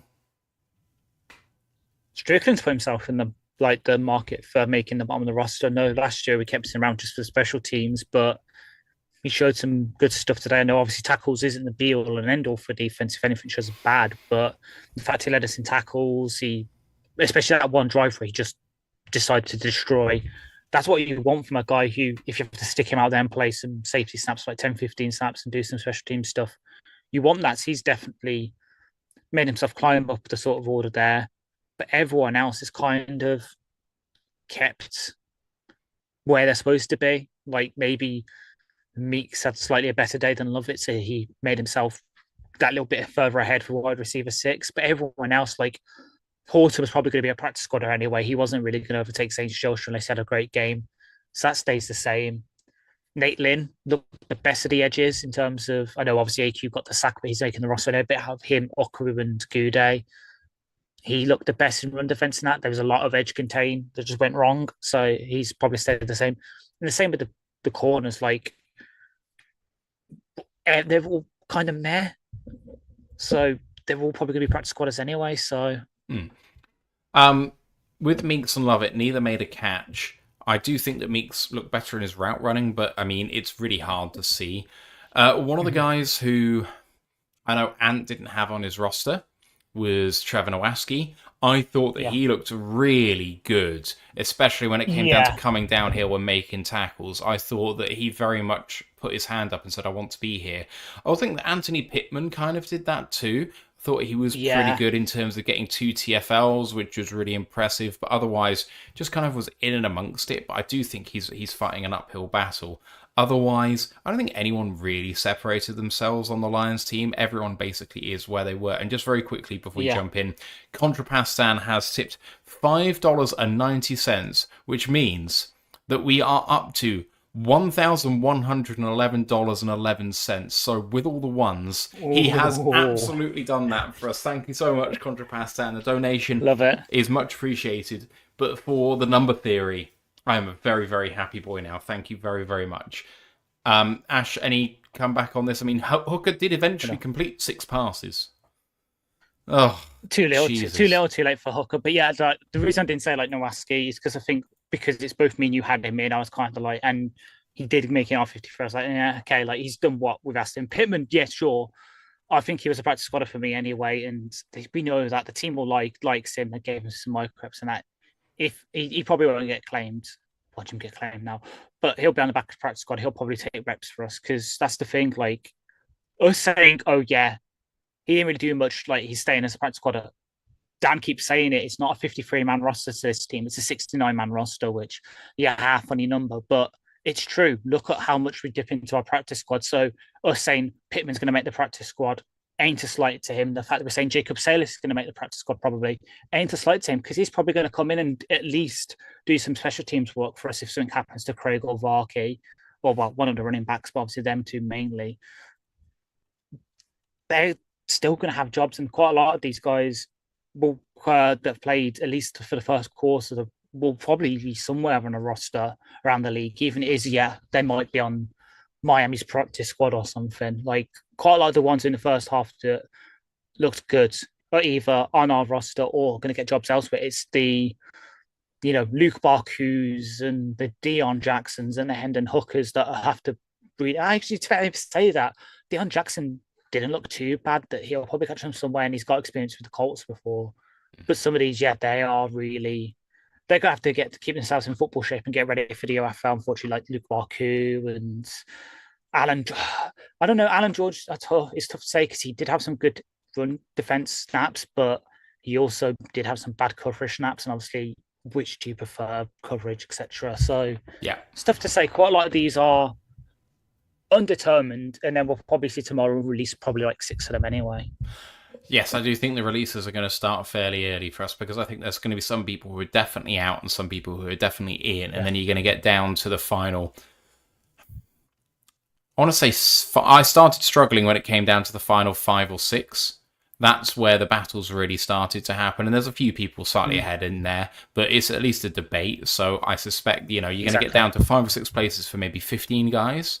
And we'll see how that shakes out. But anyway, our next show is live during cut-down days. So cut-downs, I think, the deadline to do it, although we'll find out most of it shortly after the deadline, is 4 p.m. Eastern Time on Tuesday. So Ant and Ash hopefully will be live during that. I will be celebrating my better half's birthday on that day, so I will not be on that stream. We will then next be live the Monday afterwards on the main show as we look at our season predictions before going into our regular 2-episode-a-week slot with Thursday's Green Bay preview from that following week, and then we'll be live during the games. So we're almost there, everybody. College football, obviously, the first game we were talking about that live. College football continues this weekend. So the guys will have a look back at this weekend's action before looking ahead to week 1, and of course an emotional college game day, which will happen for week 1 as Lee Corso's final